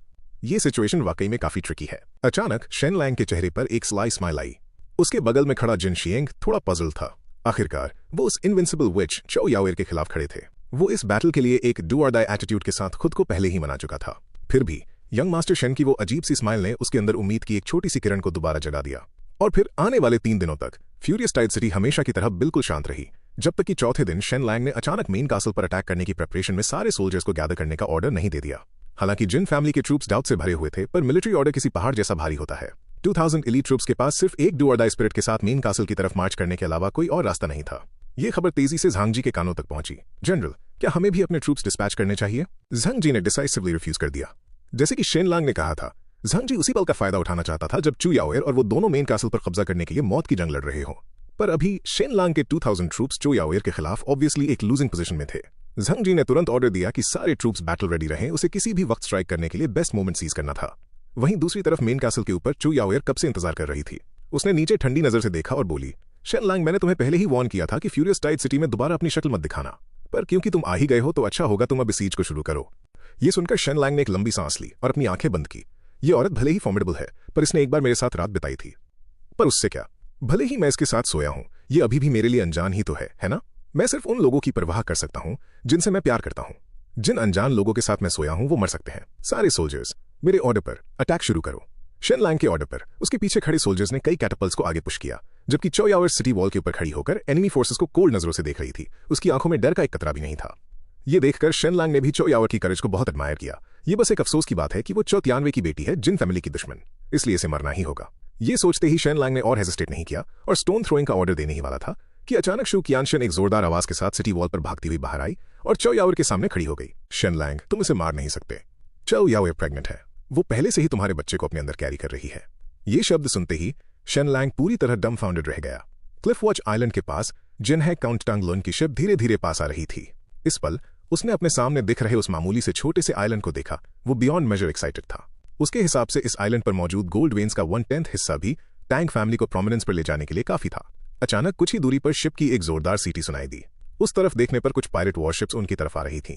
खुद को आइडेंटिफाई करने के बाद सी पेट्रोल करने वाले कुछ पायरेट्स टैंग लन की फ्लैगशिप पर चढ़ गए और उन्होंने टैंग 9 को नोबल सल्यूट दिया। वो आदमी जिसकी आंखों में एक डिस्डेनफुल गेज थी और जो खुद को सुपीरियर समझता था, उसका नाम टैंग 9 था, नेचुरली टैंग लन का 9वां बेटा।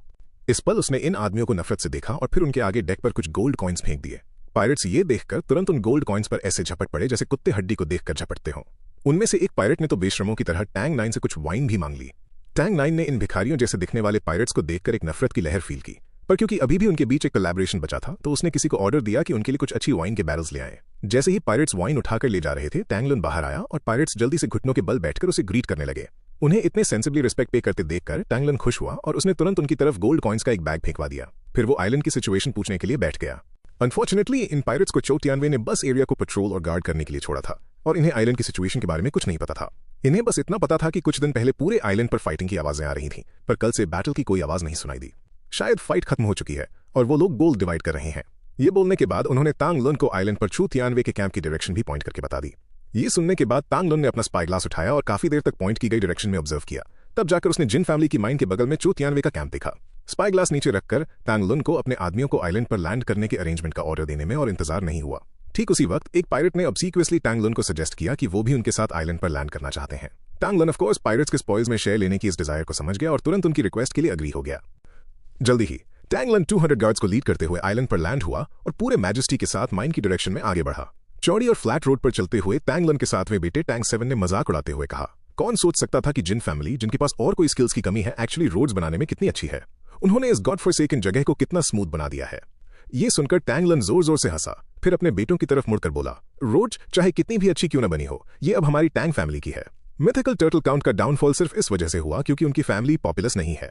सिर्फ एक बीवी से शादी करने के इस ट्रेडिशन को आगे बढ़ाने की वजह से इतनी बड़ी फैमिली का रिग्रेटेबल तरीके से सिकुड़कर सिर्फ एक इडियट जिन मुकोंग तक रह जाना, ये सच में लाफेबल है। इस पर टैंग 9 ने कॉशियस होकर पीछे से पूछा, फादर मैंने सुना आप 13 की शादी जिन मुकोंग से करवाने का प्लान बना रहे हैं, पर अंकल की मौत के बाद उसे तो हमारी फैमिली में पाला गया था, है ना? इससे पहले कि वो अपनी बात पूरी कर पाता तांग लुन ने उसे घूरा, क्या ये अच्छा नहीं है? इस तरह उसे कंट्रोल करना ज्यादा आसान रहेगा। टैंग 9 थोड़ा सा हेजिटेट हुआ और फिर टैंग लुन को बताया, फादर मैं 13 के साथ पहले ही सो चुका हूँ। टैंग लुन उसकी इस बात पर सरप्राइज होने के बजाय डिलाइटेड हुआ, कोई प्रॉब्लम नहीं, उसके साथ सोना कंटिन्यू रखो। सबसे बेस्ट तो ये होगा कि जिन मुकोंग से शादी के बाद तुम फ्रीली उसे एक बेटा दे सको। टैंग 9 जिसे शुरू में डर था कि उसके फादर गुस्सा होंगे, ये सुनकर एक्साइटेड हो गया। ऑलराइट, तो अब से जिन फैमिली हमारी टैंक्स की होगी। बात करते करते तांग लुन ने भी ट्रूप्स को माइन के पास वाले चो तियानवे के कैंप तक पहुंचा दिया था। इस घने कैंप को खाली देखकर तांग लुन ने चो तियानवे के लिए चिल्लाना शुरू किया, फ्यूरियस टाइड्स मार्की, मैं यहाँ हूँ। ऐसा कैसे हो सकता है कि दिन के उजाले में कैंप के अंदर हर कोई सो रहा हो और गेट पर कोई गार्ड भी ना हो? बहुत देर तक चिल्लाने के बाद भी जब कोई रिस्पॉन्स नहीं आया तो उसे लगा चो तियानवे माइन के अंदर होगा और उसने उसकी आवाज नहीं सुनी, इसलिए वो माइन पिट की तरफ चलते हुए लगातार चिल्लाता रहा। अनएक्सपेक्टेडली जैसे ही वो कैंप के सेंटर में पहुंचा, अचानक से दोनों तरफ के टेंट्स में बहुत देर से घात लगाए बैठे जिन फैमिली के सोल्जर्स एक सर्च की तरह बाहर निकल आए। पलक झपकते ही तांग लुन और उसके 200 गार्ड्स पूरी तरह से घिर चुके थे। ये नजारा देखकर तांग लुन डम्बफाउंडेड रह गया। दुश्मन के कैंप के अंदर जिन फैमिली के सोल्जर्स द्वारा एम्बुश होना, इसका साफ मतलब था कि वहां क्या हुआ था। पर वो तो चो तियानवे की 30,000 पायरेट्स की वो फॉर्मिडेबल आर्मी थी जो अपनी रूथलेसनेस के लिए जानी जाती थी। साथ में मेरा बेटा टैंजोंग और 3000 प्राइवेट सोल्जर्स थे। वो सब कहां चले गए? क्या जिन जुओं ने उन सबका अकेले ही हिसाब चुका दिया? नहीं, ये इम्पॉसिबल है। मुझे पक्का हेलुसिनेशंस हो रहे हैं। उसी वक्त मिथिकल टर्टल काउंट बाहर आया और कैजुअली ग्रीट करते हुए बोला, जिन है काउंट, बहुत दिन हो गए, कैसे हो तुम? उसी वक्त जिन जुओं को देखकर तांग लुन डर से कांप गया। क्या इसको मरना नहीं चाहिए था? ये यहाँ पूरी तरह ठीक ठाक कैसे खड़ा है? आखिर हुआ क्या था? मिथिकल टर्टल काउंट तांग लुन का रिएक्शन देखकर सरप्राइज नहीं हुआ। ब्रदर टांग का यहाँ आना वाकई में एक बहुत ही प्लेजेंट सरप्राइज है। लगता है कि अगली 2 बड़ी प्रॉब्लम्स अब सॉल्व हो सकती हैं। इस पॉइंट पर आकर तांग लुन ने फाइनली रिएक्ट किया, चिल्लाते हुए, जिन जुओ, तुमने मेरे बेटे के साथ क्या किया है? चो तियानवे कहाँ है? 50,000 की वो ग्रैंड आर्मी कहाँ है? मिथिकल टर्टल काउंट ने शांति से अपने सोल्जर्स से रास्ता बनवाया। चिंता मत करो कजन, तुम्हारा बेटा और चो तियानवे वो सब उधर नीचे तैर रहे हैं। तुम शायद खुद जाकर देखना चाहो, पर अगर तुम उनकी बॉडी कलेक्ट करने आए हो तो मुझे ये बताते हुए अफसोस हो रहा है कि वो सब अब जम चुके हैं। तुम्हें शायद उन्हें पिघलने के लिए स्प्रिंग के मौसम तक का वेट करना पड़ेगा। टांग लुन पूरी तरह दंग रह गया। होश में आते ही वो भागकर माइन पिट के एज पर गया, पर जब उसने पिट के अंदर का नजारा देखा तो उसका दिमाग सुन्न हो गया। पूरी पिट डेंसली पैक जमी हुई बॉडी से भरी थी। उस हॉरिफिक नजारे ने टांग लुन को पूरी तरह तोड़ दिया, जो वहीं जमीन पर गिर गया।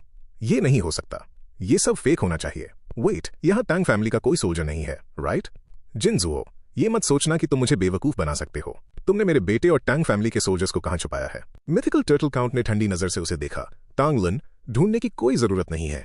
तुम्हारी टैंग फैमिली के सोल्जर्स इतना भारी आर्मर पहने हुए थे, वो पहले ही बॉटम में डूब चुके हैं। ये सुनकर टांग लुन वहीं अपनी जगह पर स्टन रह गया। वो चिल्लाना चाहता था पर उसके मुंह से एक आवाज ना निकली। वो रोना चाहता था पर वो बस डेस्परेटली जमीन को नोचना शुरू कर दिया। वो लोग ऐसे ही कैसे मर सकते हैं? वहां 30,000 से ज्यादा लोग थे। अचानक जैसे उसके दिमाग में कुछ आया हो, उसने तुरंत अपना सिर घुमाया और अपनी खून से सनी उंगलियों से मिथिकल टर्टल काउंट की तरफ पॉइंट करते हुए बोला, ये शेन लैंग है ना? ये सब शेन लैंग की कंस्पिरेसी है ना? मिथिकल टर्टल काउंट ने इससे इनकार नहीं किया। सही बात, ये एक डेथ ट्रैप था जो शेन लैंग ने चो तियानवे के लिए सेट किया था। यहाँ कोई एंशिएंट गोल्ड वेन थी ही नहीं, हर चीज सिर्फ एक इल्यूजन थी। बस मुझे ये उम्मीद नहीं थी कि तुम जिन्हें काउंट भी अपनी बर्बादी की तरफ आने के लिए इतने बेताब होगे। ये सुनकर टांग लुन की आंखों में आखिरकार आंसू आ गए। वो हार चुका था, एक बार फिर पूरी तरह से हार चुका था। और ये सब क्या मेरी ग्रीड की वजह से नहीं हुआ? झांग चोंग ने मुझे वार्न किया था, शेन लैंग एक हार्टलेस इंसान है, इस गोल्ड वेन में जरूर प्रॉब्लम्स होंगी, पर मैं फिर भी एरोगेंस में आकर शेन लैंग के ट्रैप में गिर गया। मेरी ग्रीड ने टांग फैमिली को पूरी तरह डिस्ट्रॉय कर दिया। मैं टांग लुन, मैंने टांग फैमिली के एंसेस्टर्स को निराश कर दिया। जैसे ही उसकी आवाज नीचे आई, टांगलन ने आसमान की तरफ देखकर एक डेस्परेट और अनविलिंग हाउल मारी। एंसेस्टर्स, मैंने आपको निराश कर दिया, मैंने आपको निराश कर दिया। अगले ही सेकंड वो जमीन पर भारी तरह से गिर गया। टांगलन के बेटों ने अपने बाप को गिरते हुए देखकर आगे भागना चाहा, पर सोल्जर्स ने उन्हें रोक दिया।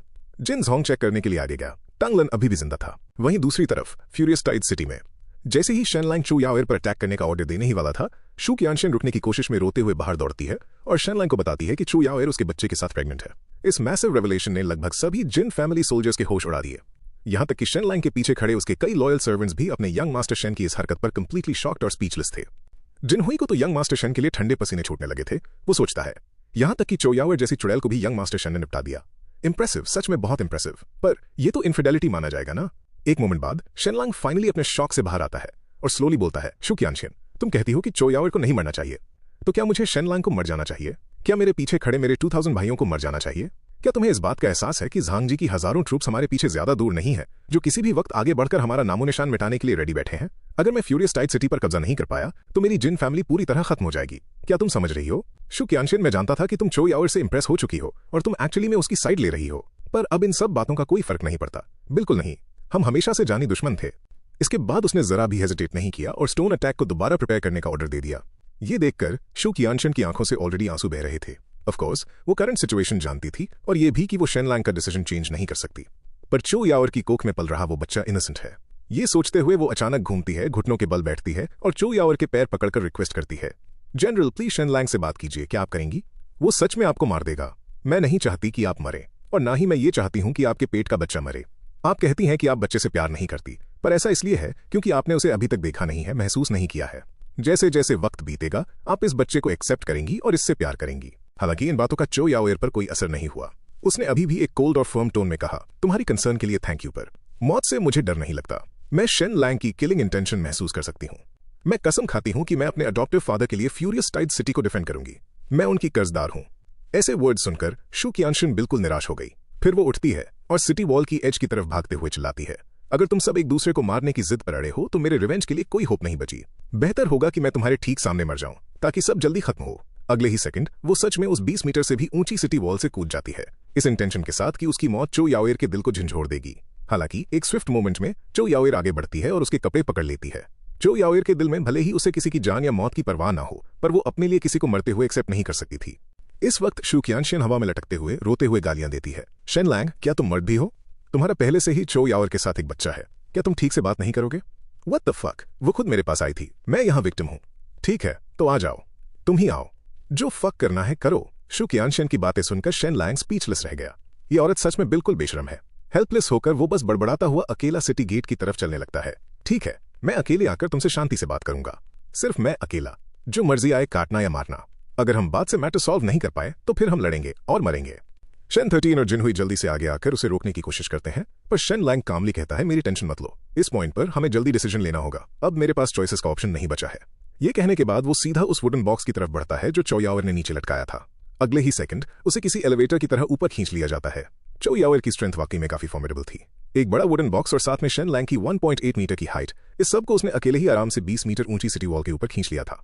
वॉल के ऊपर खड़े होकर शेन लैंग हालांकि अभी भी बाहर से इंपोजिंग दिख रहा था, पर अंदर ही अंदर वो बहुत वरीड था, मैं यहाँ अकेले आ गया हूँ, अगर अचानक चो याओएर ने मुझे टपकाने का डिसाइड कर लिया तो।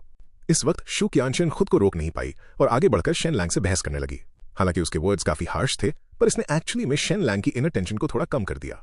थोड़ी देर की इस जुबानी जंग के बाद शेन लैंग ने चो याओएर के एब्डोमेन की तरफ अपनी एक्सरे विजन एक्टिवेट की। सच में उसकी कोख में एक छोटा सा एम्ब्रियो ग्रो कर रहा था। ये देखकर शेन लैंग बिल्कुल निराश हो जाता है। तुम्हारा ब्लड चो याओएर हैवी मेटल से भरा पड़ा है और तुम इतनी फ्रीक्वेंटली अपना खून बहाती हो, फिर भी तुम इतनी आसानी से मुझसे प्रेग्नेंट कैसे हो गई? और उससे भी बड़ी बात, ये एम्ब्रियो इतनी हेल्दीली ग्रो कर रहा है। क्या मुझे अपने खुद के प्रावेस की तारीफ करनी चाहिए या फिर तुम्हारी चू फैमिली की लीनिएज ही इनक्रेडिबली फॉर्मिडेबल है? अपने इमोशंस को शांत करने के बाद शेन लैंग ने चो याओएर की तरफ देखा। अभी के लिए इस बच्चे के बारे में बात नहीं करते हैं। तो मैं सच बताऊं तो जब मैं तुम्हारा इलाज कर रहा था तभी मैंने तुम्हारी बॉडी के साथ टैंपर कर दी थी। मैं किसी भी वक्त तुम्हारी जान ले सकता हूं। शेन लैंग इस बारे में झूठ नहीं बोल रहा था। ट्रीटमेंट के दौरान उसने चो याओएर के अंदर कई एक्सट्रीमली छोटे पार्टिकल्स इंप्लांट कर दिए थे। ये पार्टिकल्स भारी मात्रा में ऑलमंड से एक्सट्रैक्ट किया गया डेडली साइनाइड थे, जिन्हें एक बहुत ही पतली मेटालिक शेल में बंद करके पॉइजन पिल्स बनाया गया था। कैटापल्ट पर उनका एम्यूनिशन मीटराइट मैग्नेट पाउडर से बना था। एक बार जब चो याओएर उन्हें शैटर करती तो वो पाउडर उसकी बॉडी के सर्फेस पर चिपक जाता। चो याओर उस मोमेंट में पक्का खुद को आजाद करने की कोशिश करती, जिसकी वजह से उसकी बॉडी के हर हिस्से से ट्रू एनर्जी बर्स्ट होती। वो पतली मेटल बॉल्स उस ट्रू एनर्जी से स्क्वीज हो जाती और मैग्नेट्स की तरफ अट्रैक्ट होती, जिससे मेटल बॉल्स क्रैक हो जाती और उसके अंदर का साइनाइड सीधे उसके खून में घुल जाता। सिर्फ कुछ ही सेकंड्स में चो याओर की मौत पक्की थी। उस वक्त तक हालांकि अल्केमिस्ट एन ज़ाइशन लॉर्ड के कासल में कोई बड़ी पोजीशन होल्ड नहीं करता था, पर चो तियानवे के साथ एक पुराना आदमी होने के नाते उसके पास सीनियरिटी और क्रेडिबिलिटी थी। किसी लीडर के ना होने पर वो अंदर और बाहर दोनों तरफ से शेन लैंग के साथ कोलैबोरेट करके कासल पर कब्जा कर सकता था। पर इस वक्त शेन लैंग खुद को एक डिलेमा में पाता है। उसने एंटिसिपेट तो किया था कि झांग फैमिली कोई ना कोई चाल चलेगी, पर चो याओर की प्रेगनेंसी सच में अनएक्सपेक्टेड थी। तो मेरे सामने अब एक बेहतर ऑप्शन आ चुका है। क्या मैं सच में प्रेग्नेंट हूं? पर इसमें गलती किसकी है? मैं इसकी कोई रिस्पॉन्सिबिलिटी नहीं लेने वाला। मैं विक्टिम हूं यहां पर। चो याओर शेन लैंग का ये एटीट्यूड देखकर स्ट्रिक्टली कहती है, भले ही मैं प्रेग्नेंट हूं, मुझे जरूरत नहीं कि तुम रिस्पॉन्सिबिलिटी लो। अभी बस 1 महीना ही तो हुआ है और इसने प्रॉपर फॉर्म भी नहीं लिया है। बस ऐसे बिहेव करो जैसे ये एग्जिस्ट ही नहीं करता। शेन लैंग ये सुनकर थोड़ा और अनहैप्पी होते हुए रिप्लाई करता है, तुम बस चुप रहो। तुम ही थी जिसने मेरे साथ सोई थी और मेरी पूरी बॉडी पर चोटों के निशान छोड़ दिए और मेरी वाइफ की फीलिंग्स को हर्ट किया। और अब तुम प्रेग्नेंट भी हो। क्या तुम अभी भी इस बच्चे को रखने का सोच रही हो? चो याओर ने इस टॉपिक को आगे नहीं बढ़ाया, बल्कि सिंपली कहा, मैं तुम्हें नीचे भेज देती हूं। चलो बैटल शुरू करते हैं। ये देखकर शू क्यानशिंग प्रैक्टिकली डेस्परेट होकर चो याओर के सामने खड़ी हो जाती है। जनरल, क्या ये मैटर सच में शांति से रिजॉल्व नहीं किया जा सकता? मुझे समझ नहीं आता कि आप चो तियानवे जैसे आदमी की लॉयल क्यों बनी हुई हैं, जो आखिर में पूरी तरह ईविल है। चो याओर ने उसे बताया, अगर बचपन में चो तियानवे ने मेरी जान ना बचाई होती तो मैं कब की समुद्र में मर चुकी होती। इसलिए मुझे इस परवरिश के एहसान को चुकाना ही होगा। पर शू क्यानशिन इस चीज को इस नजरिए से नहीं देखती थी। वो जानती थी कि चू फैमिली की नींव खुद चू याओर ने ही नॉर्थ और साउथ में बैटल्स लड़ लड़कर बनाई थी। उसने ये परवरिश का एहसान कब का चुका दिया था। पर चू याओर ने ना में अपना सिर हिलाया, नहीं, अडॉप्टिव फादर ने मुझे बचाया था, इसलिए मेरी ये जिंदगी उन्हीं की है। अगर आज की इस बैटल में मैं जिंदा बची और फ्यूरियस टाइड सिटी को उनके लिए बचा लाई, तो मैं यहां से हमेशा के लिए दूर चली जाऊंगी। इस वक्त उसके पीछे से शेन लैंग बोल पड़ता है, तुम्हें उसे और रीपे करने की जरूरत नहीं है, क्योंकि चू तियानवे ऑलरेडी मर चुका है। चू याओर अंदर तक कांप जाती है, पर फिर भी वो वापस मुड़कर उन्हें बताती है, अगर चू तियानवे मर भी गया है तब भी मुझे फ्यूरियस टाइड सिटी उसके लिए बचानी होगी। ज्यादा से ज्यादा मैं आगे चलकर इस सिटी को चू हाउ को सौंप दूंगी, जिससे मेरा प्रॉमिस पूरा हो जाएगा। शेन लैंग, अब तुम जा सकते हो। किस्मत अब ऊपर वाले के हाथ में है। चलो बैटल को कंटिन्यू करते हैं। चो याओर की ऐसी बातें सुनकर शेन लैंग तुरंत उस पर डांट लगाता है, क्या तुम्हारा दिमाग खराब है? तुम बेवकूफ औरत, क्या तुम्हें ये एहसास नहीं होता कि तुम्हारा चो तियानवे पर कोई कर्ज बाकी नहीं है? क्या तुम्हें पता है कि जिस कुक ने तुम्हें नमक से जहर दिया था उसे किसी और ने नहीं, बल्कि तुम्हारे सो कॉल्ड अडॉप्टिव फादर चो तियानवे ने ही भड़काया था? ये सुनकर चो याओर को शॉक लगता है, ऐसा कैसे हो सकता है? उसका ये डिसबिलीफ देखकर शेन लैंग के पास एक्सप्लेन करते रहने के अलावा कोई चॉइस नहीं थी। चो तियानवे ने तुम्हें कभी अपनी बेटी माना ही नहीं। वो चाहता था कि तुम उसकी औरत बनो, पर अब तुम इतनी ज्यादा पावरफुल बन चुकी हो कि इस समुद्र के सारे पायरेट्स तो तुमसे डरते ही हैं, बल्कि अब खुद वो भी तुमसे डरने लगा है। तुम्हारा रुतबा कब का उसको सरपास चुका है, जिसकी वजह से उसकी इमेज कंपैरिजन में काफी डल लगने लगी थी और चो शाओ एक कंप्लीटली आवारा निकम्मा लगता था जो बस औरतों की जिंदगी बर्बाद करता है। इसलिए तुम अब जिंदा नहीं रह सकती, तुम्हें मरना ही होगा। शेन लैंग की बातें सुनकर चो याओर का एक्सप्रेशन ड्रास्टिकली बदल गया था। उसने सच में पहले भी ये फील किया था कि उसके अडॉप्टिव फादर की उसकी तरफ देखने की नजर कुछ अजीब थी, पर उसने कभी इस डायरेक्शन में सोचा ही नहीं था। ये आइडिया कि उसका अडॉप्टिव फादर उसकी जान लेना चाहता था, ये उसकी एक्सपेक्टेशन से पूरी तरह बाहर था। इस वक्त पूरी तरह से एक मर्डरस ऑरा से भरी हुई चो याओर ने शेन लैंग से पूछा, क्या तुम्हारे पास इन सब चीजों को प्रूव करने के लिए कोई एविडेंस है? शेन लैंग ने उसे इन्फॉर्म किया, वो कुक शूशू अभी लॉर्ड के मैंशन के नीचे एक सीक्रेट रूम में बंद है। तुम्हें एन ज़ाइशन को आजाद करना होगा और वो तुम्हें सीधा उसके पास ले जाएगा। चो याओर पजल्ड होकर पूछती है, मेरे अडॉप्टिव फादर ने इतनी एक मामूली सी औरत की आवाज हमेशा के लिए बंद क्यों नहीं कर दी? शेन लैंग स्माइल करता है, हाँ, क्योंकि वो कुक प्रेग्नेंट हो गई थी और चू तियानवे को लगा कि वो बच्चा उसका है, पर एक्चुअली में वो एन ज़ाइशन का बच्चा है। कुछ ही पलों बाद उस कुक शूशू को सिटी के ऊपर लाया जाता है। चो याओर उससे पूछती है, क्या ये सच है? क्या मेरे अडॉप्टिव फादर ने तुम्हें मुझे नमक में जहर देकर मारने का इंस्ट्रक्शन दिया था? चो तियानवे ने मुझे आपके खाने में पॉइजन सॉल्ट यूज करके आपकी जान लेने का ऑर्डर दिया था, आज से 2 साल पहले। ये देखकर शेन लैंग कॉन्फिडेंटली स्माइल करता है, लो हो गया, अब सब कुछ ओपन में क्लियर हो चुका है। वहीं दूसरी तरफ वापस क्लिफ वॉच आइलैंड पर उस शॉक के कारण कई घंटों तक बेहोश रहने के बाद आखिरकार टैंगलन को होश आता है। वो पूरी तरह से ड्रेन्ड और कमजोर फील कर रहा था। कई मोटे ब्लैंकेट्स में ढके होने के बावजूद उसे अंदर तक ठंड लग रही थी, बिल्कुल उतनी ठंड जैसे उसे किसी बर्फ के गोदाम में फेंक दिया गया हो। तंगलुन, मेरे भाई, क्या तुम जाग गए? इस अचानक आई आवाज ने उसे तुरंत उठकर बैठने पर मजबूर कर दिया, पर बेड के पास शांति से बैठे मिथिकल टर्टल काउंट को देखकर उसे सब कुछ याद आ गया। तंग फैमिली हार चुकी थी, किसी जिन्सवो से नहीं, बल्कि उस heartless son in law Shen Lang से। इस एहसास के साथ उसने अपनी बाकी बची खुची डिग्निटी इकट्ठी की और कहा, जिन्सवो, मुझे बस मार दो। इस बात का लिहाज करते हुए कि हम दोनों ही ओल्ड नोबल फैमिली से बिलोंग करते हैं, प्लीज मुझे थोड़ी इज्जत के साथ मरने दो। हालांकि मिथिकल टर्टल काउंट ने कैजुअली अपना सिर ना में हिलाया। तांगलुन, मैं तुम्हें या तुम्हारे उन दोनों बेटों को नहीं मारूंगा, पर उसके लिए तुम्हें मेरे लिए एक काम करना पड़ेगा। तांगलुन थोड़ा स्टार्टल था, फिर उसने मिथिकल टर्टल काउंट की तरफ देखते हुए पूछा, कौन सा काम? मिथिकल टर्टल काउंट ने कंटिन्यू किया, सिंपल सी बात है, समुद्र में अभी भी पायरेट्स का एक ग्रुप बाकी है जिसे मुझे एलिमिनेट करना है। वो श्योरली गोल्ड डिवाइड करने के लिए जमीन पर आने का सोच रहे होंगे। उन्हें किसी तरह लालच देकर किनारे पर बुलाओ। ऑफ कोर्स इस टास्क के लिए तुम्हारा पर्सनली ध्यान देना जरूरी होगा, जबकि तुम्हारे 2 बेटे यहीं मेरे पास रुकेंगे। तांगलुन ने लंबी सांस ली, घास को काटने और जड़ को निकालने की बात, ताकि फ्यूचर में आने वाली ट्रबल्स को रोका जा सके, वो क्लियरली मिथिकल टर्टल काउंट की इंटेंशंस को समझ गया था। पर टांग फैमिली की भलाई के लिए उसके पास ना चाहते हुए भी मान लेने के अलावा कोई और चॉइस नहीं बची थी। 1 घंटे बाद टांग लोन का लालच पाकर उन पायरेट्स को आइलैंड पर लाया गया। इस वक्त मौत के ठीक दरवाजे पर खड़े होकर वो पायरेट्स पूरे दिल से जिन अकाउंट को थैंक यू बोल रहे थे, बिना ये जाने कि आखिर टांग लोन के दिमाग में क्या चल रहा है। मेरे भाइयों, पायरेट किंग का छोड़ा हुआ गोल्ड तुम्हारे लिए आगे ही रखा है, उस स्मेल्टिंग वर्कशॉप के अंदर। सब जल्दी से अपना गोल्ड उठाओ और वापस सीज को पेट्रोल करने के लिए भागो। कुछ पलों बाद वो पायरेट्स उस वुडन वर्कशॉप में पहुंचे और नीटली स्टैक की हुई गोल्ड ब्रिक्स को देखकर अचानक उनकी आंखों में चमक आ गई। उसके बाद उनसे उन गोल्ड ब्रिक्स पर झपट्टा मारने का इंतजार नहीं हुआ। इन लालची पायरेट्स के लिए भला वो सिर्फ एक सिंगल पीस से कैसे सेटिस्फाई हो जाते। देखते ही देखते जिन पायरेट्स को गोल्ड नहीं मिला, उन्होंने अपनी तलवारें निकाल ली। अचानक वो वर्कशॉप एक कलेश में बदल गई। फिर बाहर से आने वाली ठक ठक की कई आवाजें आईं। डोर के पास खड़े एक पायरेट ने फाइनली कुछ गड़बड़ नोटिस की। ये दरवाजा लॉक कैसे हो गया? उसी वक्त जिन फैमिली के सोल्जर्स पूरा वर्कशॉप आर्मर्स के साथ कंप्लीटली सील करते हुए दिखाई दिए। फिर सैकड़ों आग लगे तीर वर्कशॉप की तरफ बरसने लगे। अगले ही सेकंड एक जोर के धमाके के साथ पूरा वर्कशॉप आग की लपटों में घिर गया। तभी अंदर मौजूद पायरेट्स को एहसास हुआ कि ये एक जाल था। इन खतरनाक आग को देखकर सब पैनिक हो गए। इस वक्त सभी पायरेट्स बुरी तरह गालियां देने लगे और डेस्परेशन में अपने नाइव्स और बॉडी की पावर लगाकर उन वुडन दीवारों को तोड़ने की कोशिश करने लगे। पर जब उन्होंने बाहर का लगा हुआ आर्मर कवरिंग देखा तो उनकी बची हुई सारी होप भी चली गई। जैसे जैसे आग और भड़कने लगी, अंदर से आने वाली वो गालियां और मदद की चिल्लाहटें धीरे धीरे मध्यम पड़कर खत्म हो गईं। करीब 10 मिनट के अंदर ही बचे हुए सभी पायरेट्स जलकर कंप्लीटली राख बन गए थे। उनका कोई नामो निशान नहीं बचा था। हिल के ऊपर खड़े होकर टैंगलन उड़ते हुए धुएं की तरफ देखते हुए मिथिकल टर्टल काउंट से पूछता है, मैंने तुम्हारा काम कर दिया है? क्या तुम मेरे बेटों और मुझे अब जाने दे सकते हो? मिथिकल टर्टल काउंट मुड़ता है और कहता है, इतनी भी जल्दी नहीं। मेरे लिए अभी एक आखिरी काम है जो तुम्हें और करना है। ये सुनकर टैंगलन अपने दांत पीसते हुए कहता है, अब तो ये 100 से ज्यादा वॉरशिप्स भी तुम्हारी जिन फैमिली की हो चुकी हैं, अब तुम्हें और क्या चाहिए? क्या तुम्हें इस बात का डर नहीं लग रहा कि अपनी औकात से ज्यादा खाने से तुम्हारा दम घुटकर मौत न हो जाए?